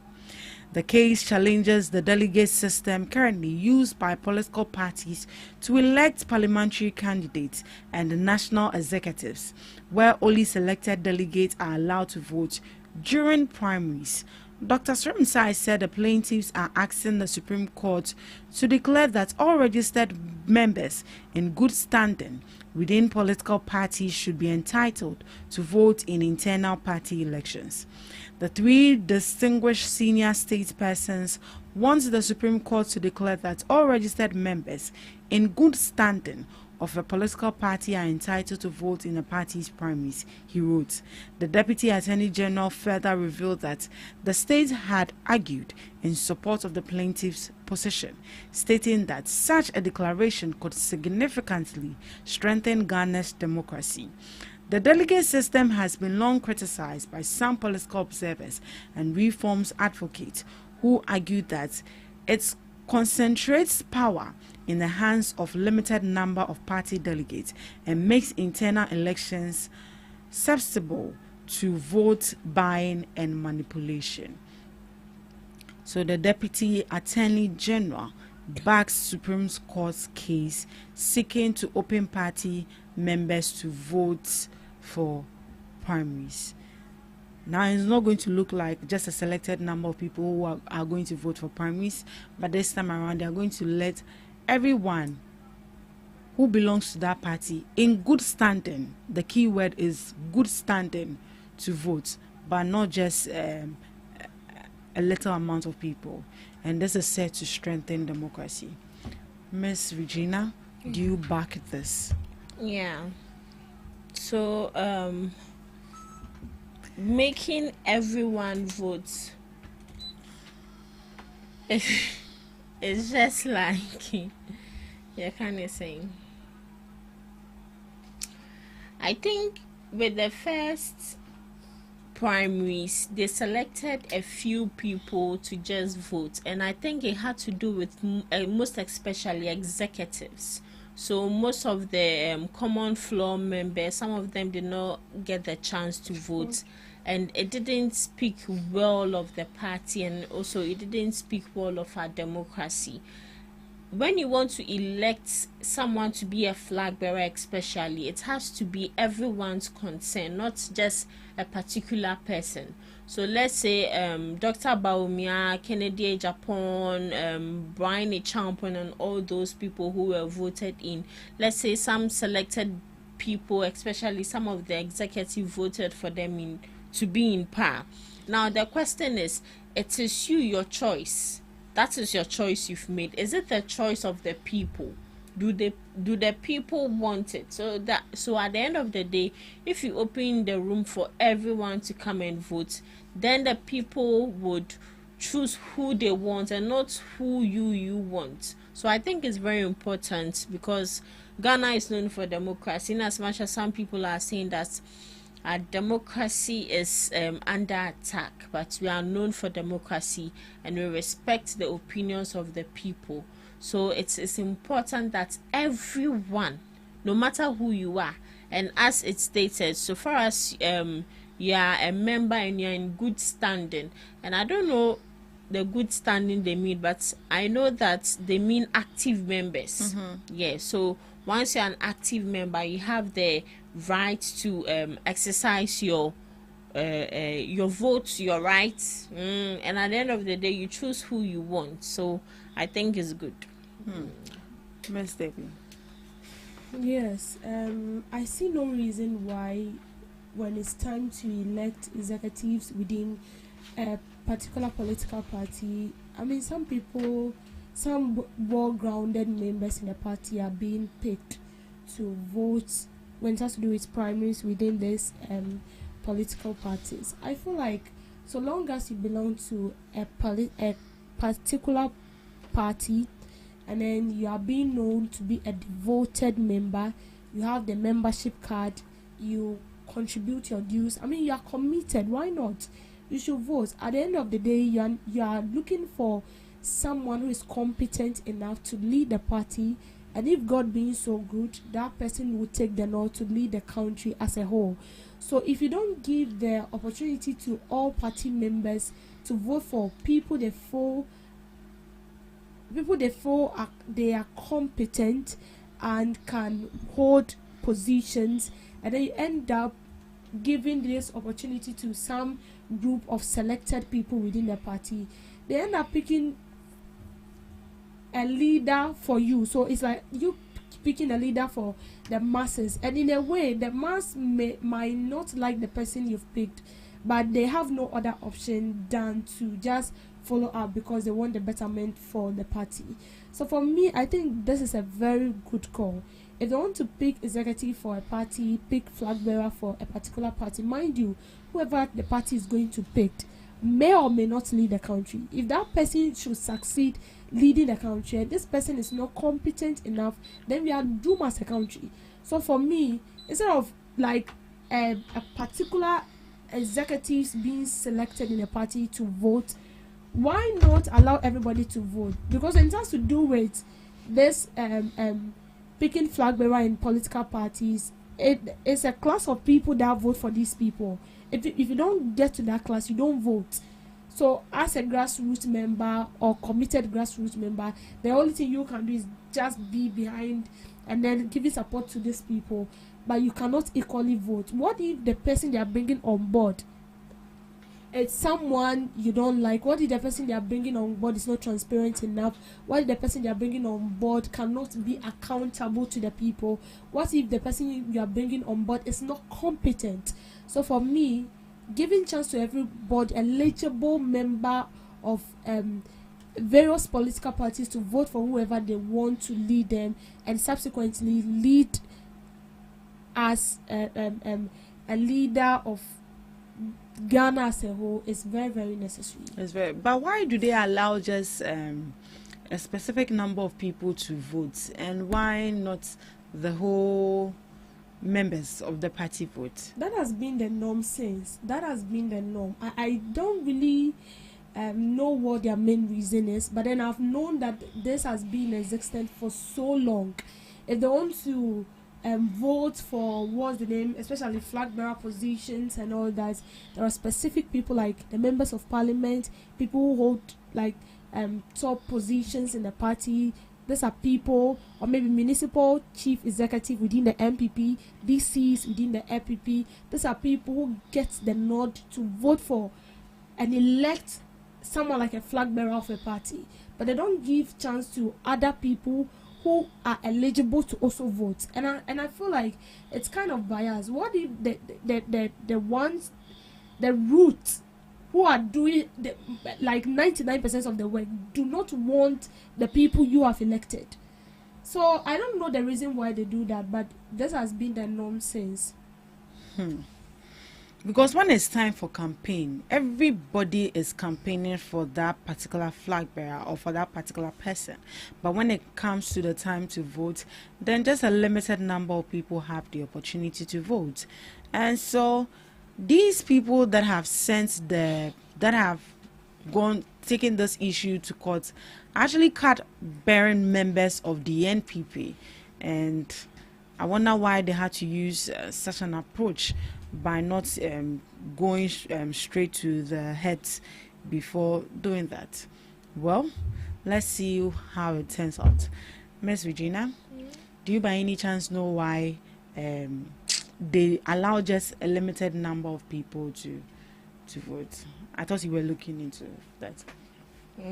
Yeah, when you took your phone, I thought you were looking into that. Then let me look into it for my madam. Right, we'll find out as to why just a limited number of people are allowed to vote, just the executive. So definitely they'll add transparency. For the sake of transparency. Yes. That is why they allow just small people to vote. At least how does that relate? If they allow a limited number of people to vote, they know that okay, we have about 20 people coming in. We have about No, I'm trying to understand, because when you look at the general elections, it's a lot of people. It's a lot of people, but they're able to conduct it. Exactly. For me, I feel like maybe it's because of transparency. They feel like when they allow limited number of people to vote, they know the people that are coming to vote, and they have this trust in these people that when they cast their vote, they're going to vote for somebody who can do the work, somebody who can deliver. So they know that these people who are coming on board are people who can hold this particular person accountable to promote transparency. Did you find so anything? they said a limited number of people are allowed to vote in primaries, mainly because primaries are elections held by political parties and not the final public election. And also it says party membership, preventing outside influence, party rules and organization, and costs and logistics. So my own is not part. So it's part. Outside, transparency is not part. It's not part. Outside influences. But is that reason concrete enough? It is not. I don't see it to be concrete Outside enough. influence, it is. Not the entire reason.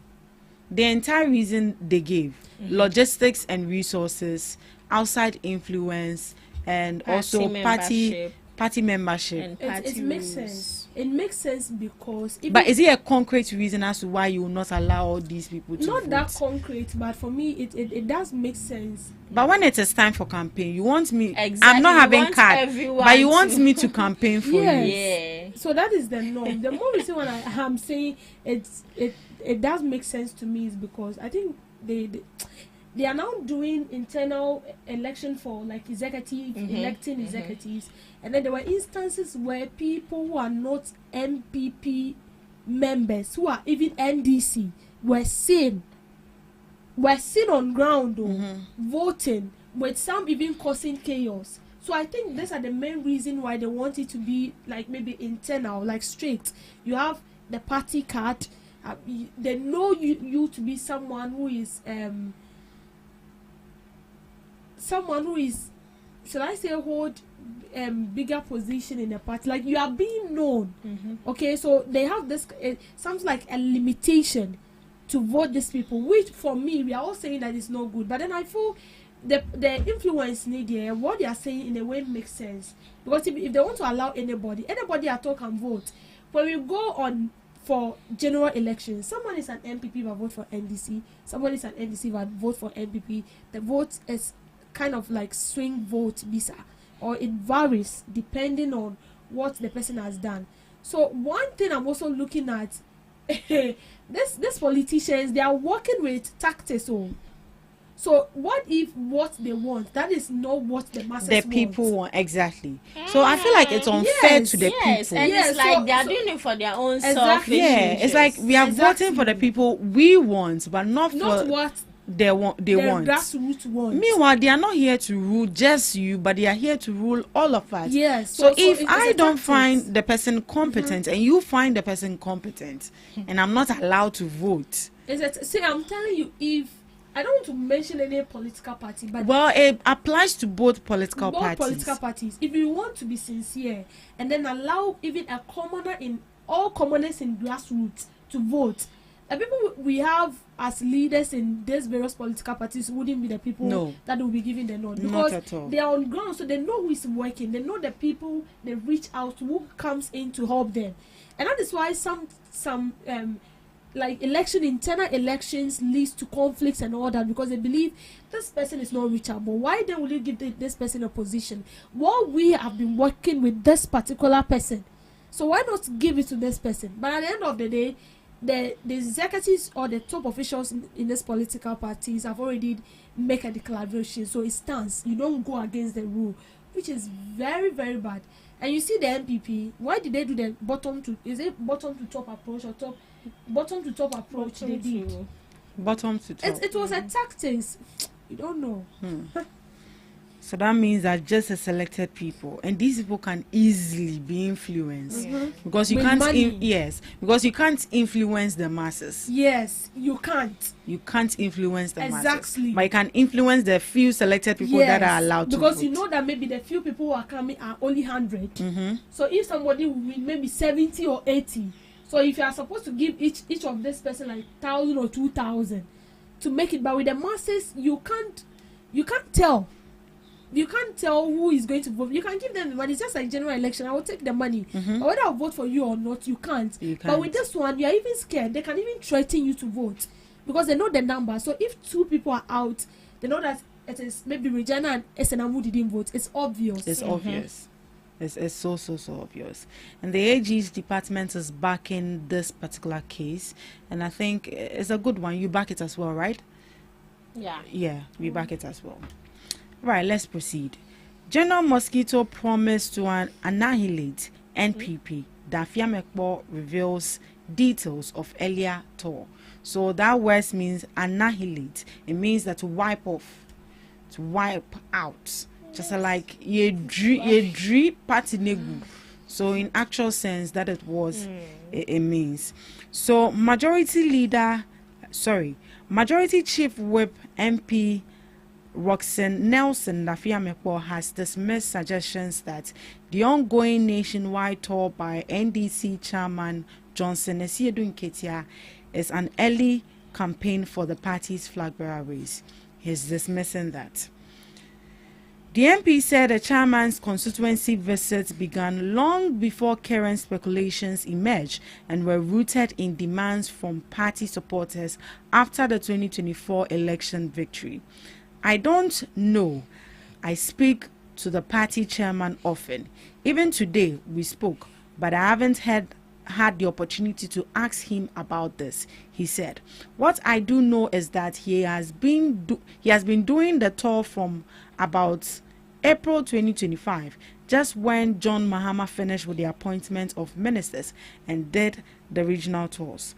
According to him, complaints emerged at a National Executive Committee meeting that while President John Dramani Mahama had visited supporters after the elections, the party itself had not properly engaged the grassroots. The reason he provided as to why we are seeing Chairman Esiedu Nketia going about saying thank you to people.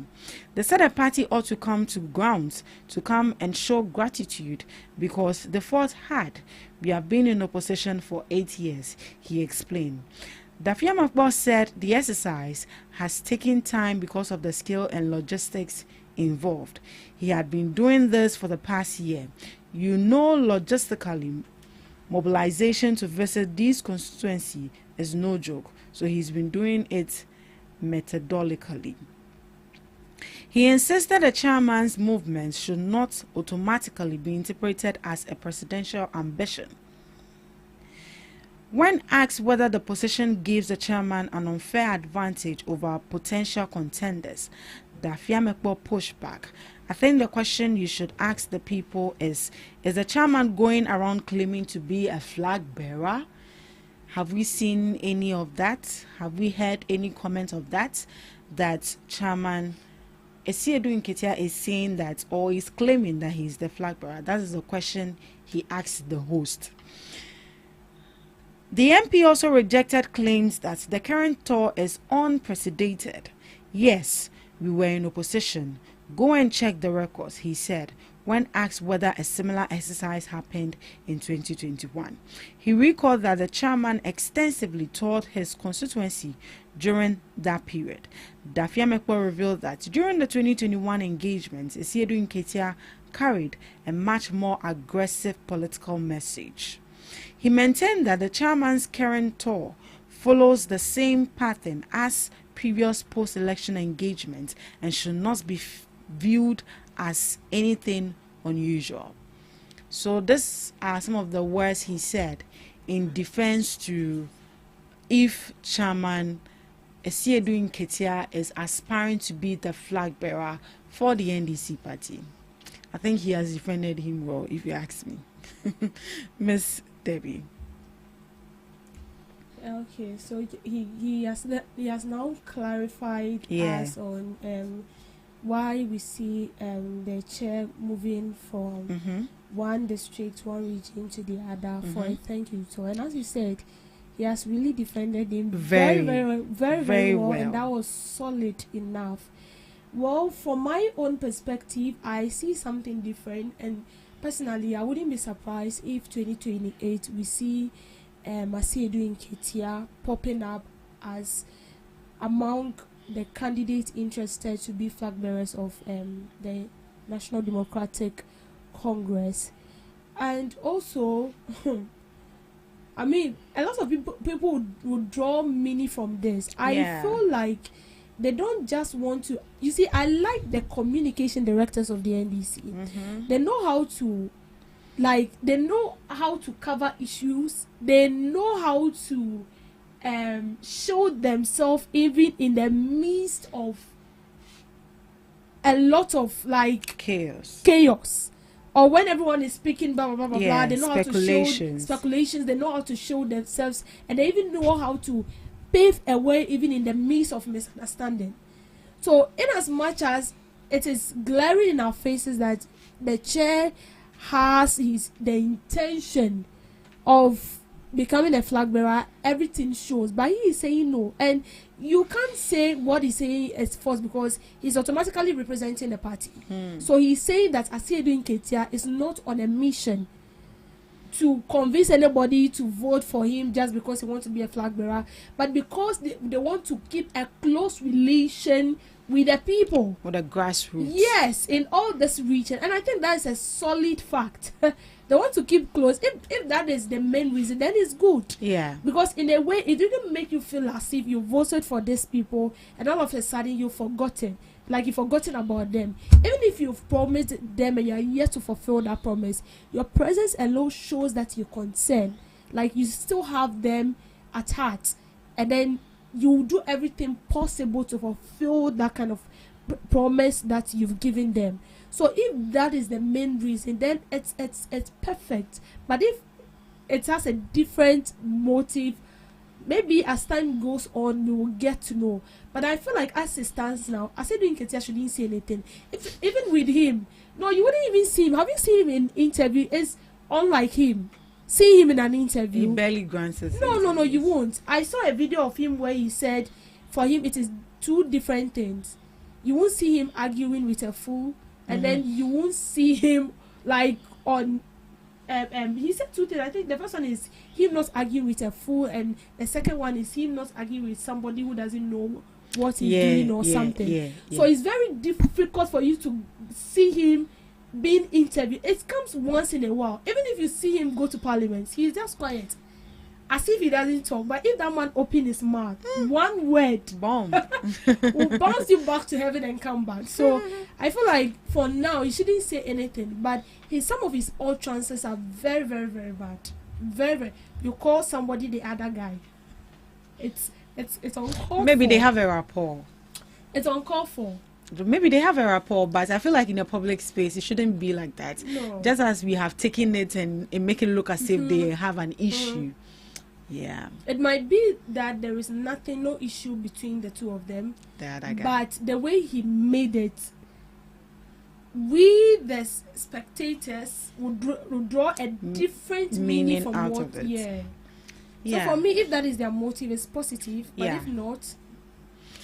And he mentioned that due to resources and logistics, that is why we've seen that the tour had delayed, because they started way back in April and he's still ongoing. If indeed that is what the problem is.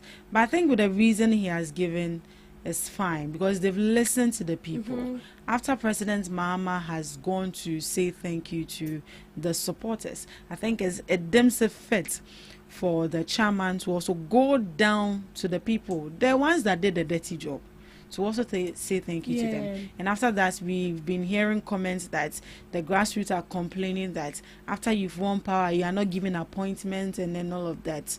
I think these are some of the issues that it is in the best position for the chairman to go down there and explain to the people as to why we cannot appoint everybody. We understand you support the party. You did the dirty work, but you can't be in office. Yeah, and even if you listen to him speaking, most of the time he's going, it's not about himself. It's about like the NDC, what Mahama is doing, and then the assurance of the president fulfilling the promises, especially when it has to do with this 24 economy and all that. So when you listen to him in his speech, it's not something that you can say that he's trying to hold himself out, that I'm showing myself out. No, it's all about the government affirming the government's commitment to fulfilling their promise. Yeah, and as you mentioned, it's high time he knows the choice of words to use, because if you don't speak well, they will take you on. I think one thing I like about Dafia Mekbo is his straightness. And the way he communicates. I like the way he's straight. Yeah. Very, very excellent. And I like one word he said. Show me where he said he wants to be a flag bearer. That was a question he asked the host. Miss Gina, show me where you saw Seydou Nketia said he wants to be a flag bearer. Show us. Right. Your submission on this. I thought we've said it all. Oh, come on. I have to hear from you. So, as he said, we should show him where he said he wants to be a flag bearer. He hasn't said it personally, but we jumped into conclusion and assumed that with the tour he's embarking on, he's in a way branding and selling himself to the people.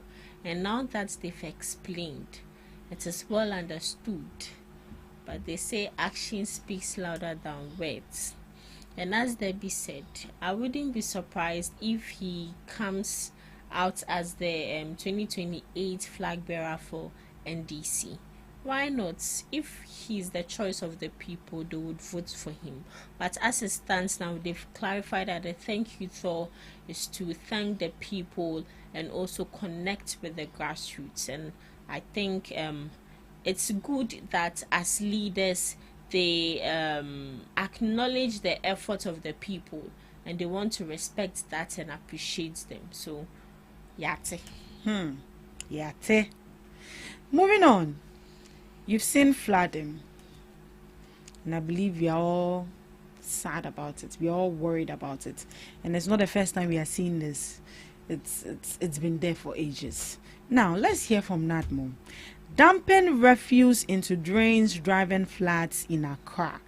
The Greater Accra Regional Director of the National Disaster Management Organization, Dennis Nathi, has identified improper waste disposal into drains as a major cause of flooding in part of Accra during heavy rains. He explained that many residents continue to dump rubbish into drains, which blocks water channels and leads to overflowing whenever it rains. One important thing that we have identified is waste or rubbish that people have been throwing into the drains whenever it rains. So you realize that it chokes most of the culvert downstream, thereby flooding over and water finding its way to people's houses, he told City. Mr. Nate described the situation as largely an attitudinal problem and called on the media to support public education efforts to address it. He noted that despite ongoing flooding challenges in some communities, NADBO had already put in place strong preparedness measures for the rainy season. His comments come as the National Disaster Management Organization has activated emergency operations centers nationwide in response to heavy rains that have triggered flooding in parts of Accra, leading to submerged homes and damaged property. The activation is aimed at improving coordination of rescue and relief efforts, with response teams placed on standby in flood-prone communities across the country as the rainy season intensified.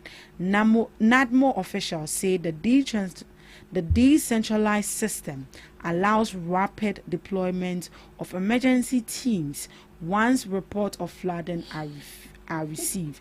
They also note that the teams are equipped to support evacuations and help pump water out of affected homes where necessary. This is from NADMO. And they said it's because you are pouring rubbish and waste in gutters where water is supposed to pass. You said no. You dear, you've gone to school and they taught you that put waste, put boiler, put rubbish in the gutter so that when it rains, the water will also pass on the road and also enter your room.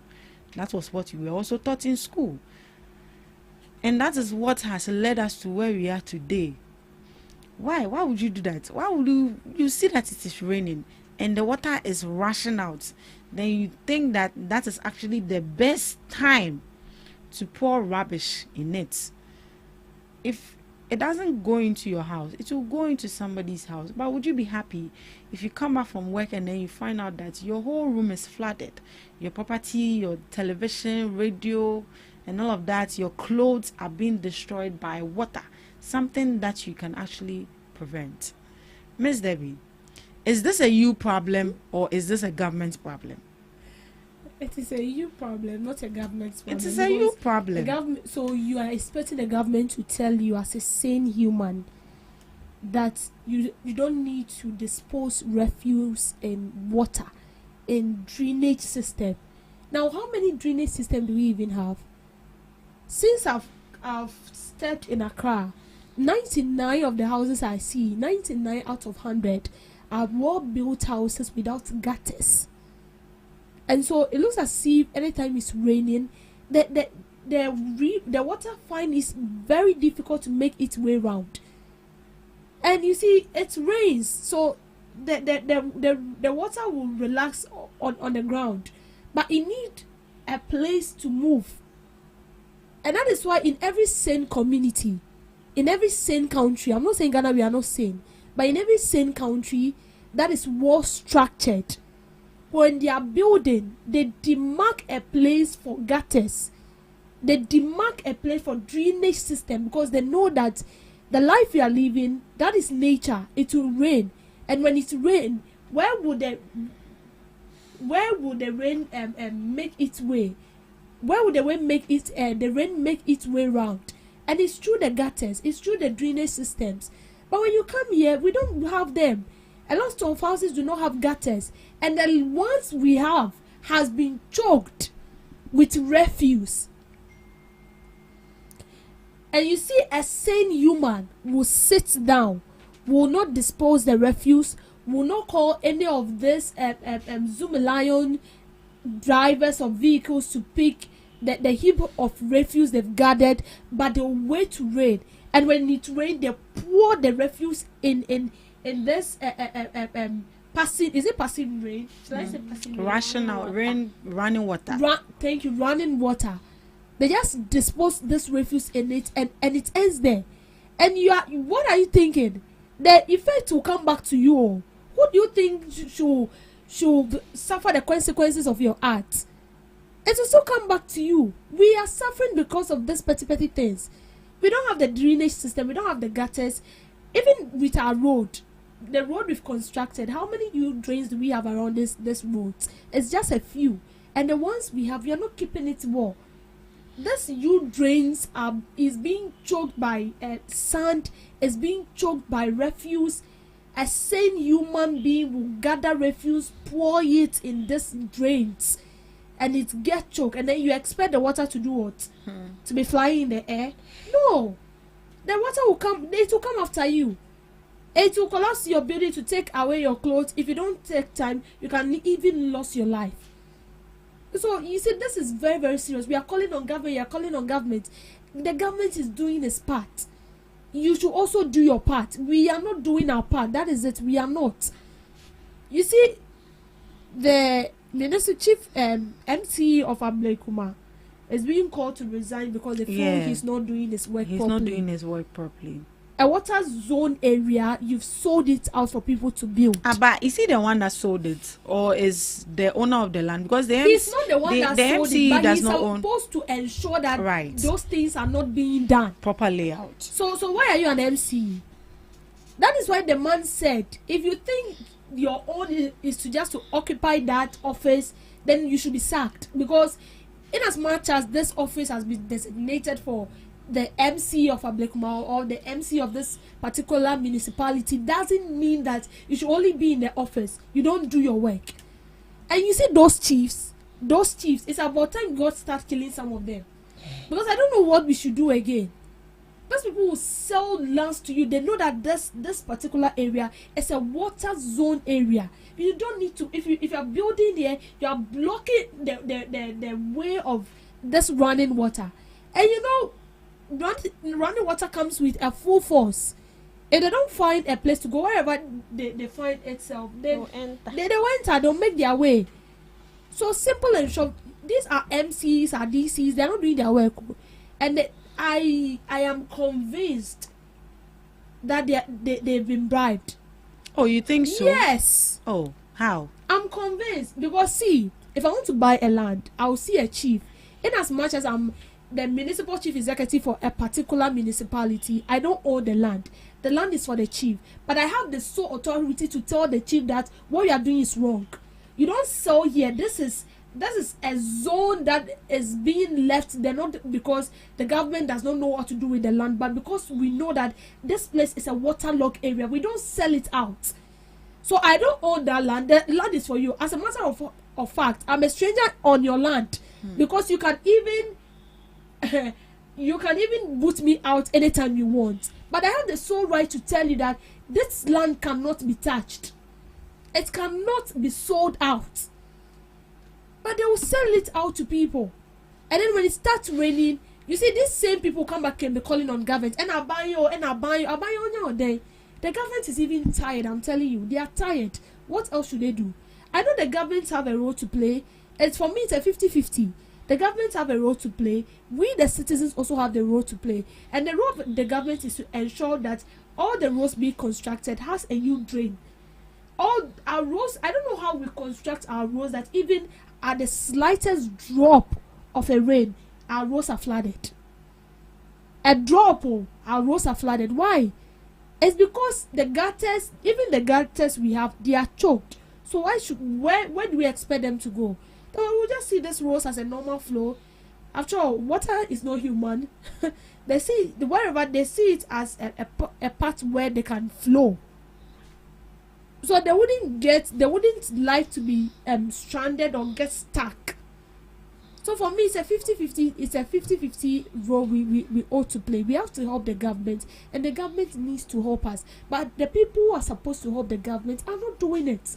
So should there be a sort of sanction for anybody that is caught? Because it's not like we've not seen anybody throwing rubbish in the gutters or when we see it raining, and we've not seen the government taking any action or done anything to these people. Do you think that it's high time that we bring these people to book? Miss Regina? There shouldn't even be something we should be advocating for. I believe the governments themselves or the right officials themselves have seen videos circulating, and I think this is the duty of what is it called? The sanitation something. Housing and Sanitation Minister. Exactly. They are trying to tell us that they've not seen videos circulating on social media. Just yesterday, another video that came out, one huge gutter that had a lot of rushing waters, and this young lady was just dumping refuse into it. And another video that came out, two women, both of them were almost shown, they were half naked. They had their breasts dancing in the air and in the water rain. And they were just it's not even one single rubber cry is still an offense. These people had full sack kotoku and pouring the rubbish in. They are telling us they've not seen it, so the people should still come out and tell you, say, do your job. No, we can't tell them to do their job. They are supposed to know that this is what they are supposed to do. They have to track down and a friend is saying arrest all these people. In this way, I'm shocked that in 2026 we are still doing this.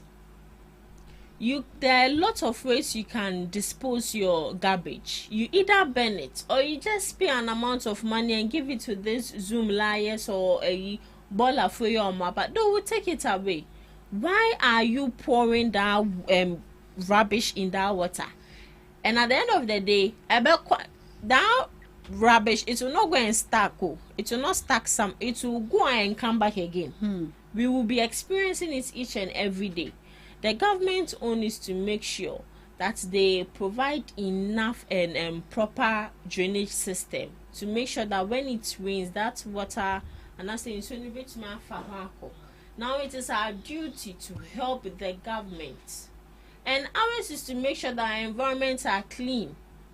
The main reason why most of these flooding comes up is because of the building systems and also the rubbish, because gatano emwesi with rubbish insuno wouldn't go. Even with the normal gutters we have by the roadsides, just anya, it is choked. It is choked with sand. It is choked with rubbish, plastics, and what have you. They would have to clear it first before the water is able to go. If they don't, the flooding issue there, it is there. It will forever be there. There's nothing they can do about it, and we will suffer it. And they will sleep in it because they be a better, and they be also be science you. So the best thing I have to do is to arrest all these people. Arrest, and it's not only about just arresting them, making sure that they serve the punishment. That is why I like AMA. They would arrest you and you will pay a fine. If you are not able to pay that fine, with them. They arrested a lot of people for open defecation. They arrested a lot of people for openly throwing rubbish. So the sanitation minister on who. But this problem has persisted for how long now? A very long And the areas time that we know that they get flood easily, we haven't seen any progress or anything or any intervention by the government to make those areas better. So now moving away from you problem to government problem, what should the government be doing at this juncture? Ms. Debbie? It's simple. The government just needs to ensure that the people he has appointed to oversee that sites like this Ramsar site, waterlogged areas are not being sold out. They should do their work. Because as I said, the government cannot do it alone. We are talking about the government is everybody. Even the government is you, the government is me. It's not necessarily the president. And if we are all looking up to the president, should the president kill himself before we realize that he's doing something? So for me, the appointees, people who have been appointed to stand in the gap of the government and work, should do their work. That is my problem. They should do their work. If they are doing their work and they are fair enough, this is not about you going and then taking money and silencing the issue. Going there with strictness and ensuring that the right thing is being done. When these appointees are doing the right thing, then I think it will work. And it's about time we start arresting some chiefs. The fact that you own the land doesn't mean you should or sell it like that. Or just the day you wake up and then you feel like you are feverish, you are just selling out land. Just the most painful aspect is that in as much as that particular area is a waterlogged area, they can sell it for 50 people, 100 people and still take money, but they know this land is not to be sold out. And sometimes it's quite amazing because the individual going to buy that land, you know that this place is a waterlogged area, but they will still buy it. I don't know why lands being sold in not waterlogged areas, are they less expensive? I want to know. The last I checked, I think it's less expensive, but some are equally very expensive as well. Looking at the geographical area, like it's kind of very very sad. She's just showing me something here. Malam Junction. Malam Junction. Where the water is supposed to pass, the drain there is choked. So how will the water go? It will pass over their head, and the water is passing over their roofs. It's serious. It's not only destroying people's property, but it's taking people's life as well. Yeah, I'm telling you that the U drains is being choked by refuse. This sane people. In fact, they are mentally ill people. They will just sit down and then wait for it to rain. Then they'll walk zo like Zoom line operators and pour this refuse in your drain. And then it gets stuck. So where do you expect the water to pass? No, just tell me. It will pass over your rooftops. And that is why all the time, as you said, a lot of lives, even innocent lives, are just what about the kids going to school? Just because of this. You cannot sleep when it's raining. You cannot sleep. How will you sleep?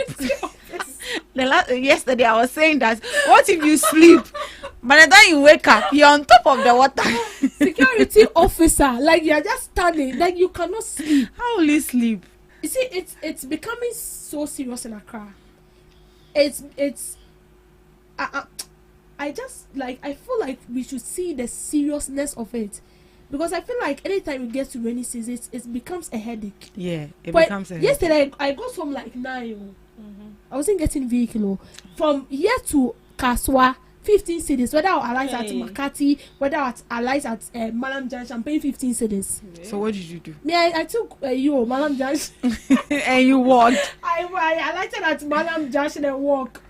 Hey, 50 cities, why? But how much did you pay? 5 cities. Hey, 10 cities different. Right. That's breakfast money. I'm telling you, 5 cities and they're telling me to pay 15. Some of these buses are taking even 20 cities. Oh. And because one woman was complaining that she was standing there like 6 and it was 8 and she wasn't getting a vehicle. And she's still standing there. Yes. You see why sometimes it's good to also have personal contact of some of these drivers, especially oh no, I said no who will be a motor personal taxis. Even yesterday, to my ultimate surprise, Ablekuma here. Yeah, Ablekuma here. From Banya to Ablekuma. Traffic was very huge. I didn't cross, so I have to walk to Anyam Market before I can cross. Because the road me won't be there. I only know for Kaswa stretch, but from Banya to Ablekuma, it was choked. So in my head, I knew that and you have to wake up the next day to report to work. Your boss will not understand that traffic. It's not an excuse. It's not an excuse, but you see, that's what they'll tell you. That is what they will say. And then one person made a comment yesterday when I got a vehicle. She was like, "Do we have to stick to one means of transport?" Just say we only have one lane from Accra to Kaswa to Accra. There is no other outer lane where we can possibly fend on when this place is like choked. A plan B. Yes, we don't. Unless you fly. Even the roadway, scrap. They say Sky Train, they spend the money. The train is nowhere to be found. Where's Sky? They said they were bringing Sky Train. And our only means of transport has to do with roads. Yeah. And we are struggling every day. Anytime it rains, Kaswa, yesterday, Nayo, Kofomugu Banya, Regina. I need those people don't get to know the action. Me, I'll start walking. Oh yes, I'll start walking. I won't be there. I'll be there like 30 minutes. People walk though. I will start walking. You'll be there at 6, then 8 o'clock, you're still there. And then when it happens like that, these taxi people are getting money. Oh yes. 30 cities. I think that one thing we lack as a country is also lack of maintenance culture and also lack of proper supervision. Because just as we are seeing the video of the gutter being choked with sand, the sand gutter. When it rains, the water washes the sand from the roads to the gutter. So as the municipal assembly, or let me say the MCE in that area, that is actually the time that if it is communal labor that you have to do, that is the time that you allow people to come out of their homes and, fetch the sand out of the gutter. But we will not do it. We'll let the sand be in it. Then it will rain again. then the sun will pile in the gutter again, then it keeps raining again. When it happens like that, it piles up and it becomes difficult. I think that is the situation we are seeing in Odona right now. That they said they have to look for is there excavator to fetch those sand. But assuming it rains and then we see the sand there and we fetch it immediately, it wouldn't pile up like the way we are seeing it. Yeah. Because if you see that sand, it can build. That sand over there can be refined and be used to build. But we let it like it will be in the gutter like and Then you see the lifestyle of Ghanaians is I don't care. I don't care. Unless something bad happens before. And the way that place stinks. Oh, it's bad. It's bad. I think one thing that we've stopped doing as a community is also communal labor. You wake up, over proud diano nasa. O got a neo feeling in the own trim. Oh, I'm here on sasa because it is not in your it's not in your house. It's bad though. What are you saying? What are you saying? It's bad. See, you see what she's saying there? Dawn, I remember where I used to be before at dawn, at somewhere like 5. I remember sorry no. Penimo with sanity. Once somebody was spraying refuse in, they'll be so up pine the top. It's bad. Mr. Gina, what would you say to the government and to the individual engaging in these acts?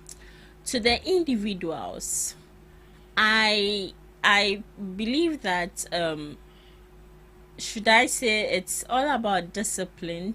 They are not disciplined enough to respect the rules and laws of the country, because you know that it is raining, and the country that we are in, and to say US and now UK. I thought that homogeneous system is very, very good, but sometimes it still causes flooding. Was it Dubai that it got to a point where it rained? It is. They had to do some experiments for it to rain, and some aspects was flood. The whole country was flooded. Omumpo experiment. Exactly. Omumpo now, at the end of the day, their country and the street is very clean. So just imagine Ghana. We have a lot of work to do, from our blocked drainage, from education, from making sure that even the minister himself or herself do their job. We have a lot of work to do, honestly. So to the individuals, they should stop just putting rubbish anywhere. Bola no eyama sheno. We have a lot of auto crazy in 5 cities. Abeshama aye ash na pregu, and also your friend is saying uni person obe shina farmer ball and the beko, but don't dump it in the water. Should I use the word waterways, the gutters? We have a lot of issues with our drainage system already. With this Malam Junction issue that I was showing to Debbie, bus stop boys, they had to go there to make sure that they cleared the drain, and that drain was choked not only with rubbish but also with sand. The sand we are all talking about. I thought that a quine humpono, a quina a yigata na enkona here and a womb and here, and sometimes I ask myself, where do this sand come from? And as we all are seeing, it is step by step, and there and here begum kete. Achina and here begum kete. The next day here begum kete. Sir, it is piling up. So they need to do something about it. And to the government, I saw a video of Malam Junction, SCC Weja. That place was very flooded. And one comment I saw that really drew my attention was demolition coming up. And I was like, it's true, because some parts of the area, building is not supposed to be there, but building is there. Why is that building there in the first place? And one thing I know is, if you want to build in waterways, you need to make sure that you divert the water to a more correct place.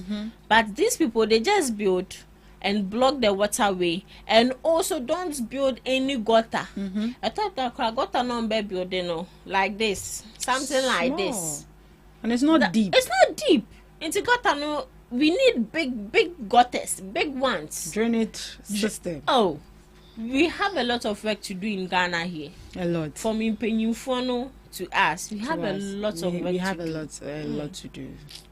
We have a lot to do as a country when it comes to how proper layout our buildings. Just as Miss Regina said, this area you're not supposed to build, but you go and build there, then you block water from park. Oh God. They want Ghana to be like New Zealand. But it's bad. It's bad. Miss It's not joke. Miss Debbie, what can we as the media, what can we also do? As for the media, we are doing our possible best. Are you sure we are doing it now? I think we have to name and shame. What we are doing right now is part of the media. I think we have to name it right now. When you see that it's raining, then you have to be like an ass. On the lookout. You be on the lookout. Immediately you see somebody, then you video. Then you post it. You name and shame the person. What is his name? Ralph. Yeah. You name and shame the person. I think from henceforth, that's what you can do. I bet trendy say, yeah. I think it will help for the media. That I must be sincere to you. We are really doing our best. Even if we are not in the rainy season, we keep notifying people that the right thing should be done because we are getting closer to the rainy season. So it's not as if we will wait till the time is due before we come out to say, we've been saying this consistently. The issue is, I wouldn't say there is no much education. We keep educating these people. We keep informing them. But a person who have already made up our peace on her mind that they are not going to learn, they will never learn. No matter the extent you go in convincing them to do so, they will never do it. And that is a fool. A fool is not ready to change. Even if you want to break his head and even put wisdom in there, he will tell you he is not going to accept it. So for me, we are doing our possible best. There is one place I'm targeting in my area. Maybe I will strike the gutter. This is a hospital. This is a drainage system.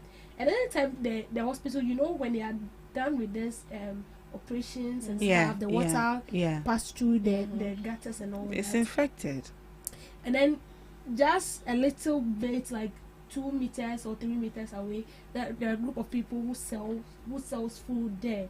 And then the gutter is not covered. And the gutter is not covered. The ones that are even covered, it's no proper cover. It's a plywood. Oh, and these people selling there will ease themselves, pour it in that gutter, pour rubbish in there, and they are selling food there. I think we have to do a report on that. I'm waiting. I mean, who to send me,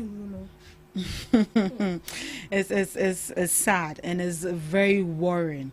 Know that if you are pouring the rubbish in the gutter or where the water is supposed to pass, the water will come into your house because you brought it there yourself. Be your brother's keeper. If you see somebody doing it, caution that person. If the person insults you, insult the person back. Boot for boot, aura for aura. So I think at this juncture, we are going to draw the curtains on today's morning show. We had such interesting time right here on the show. Thank you so much, Miss Debbie, and thank you so much, Miss Regina, for joining us. We'll meet same time tomorrow. Do have a lovely day.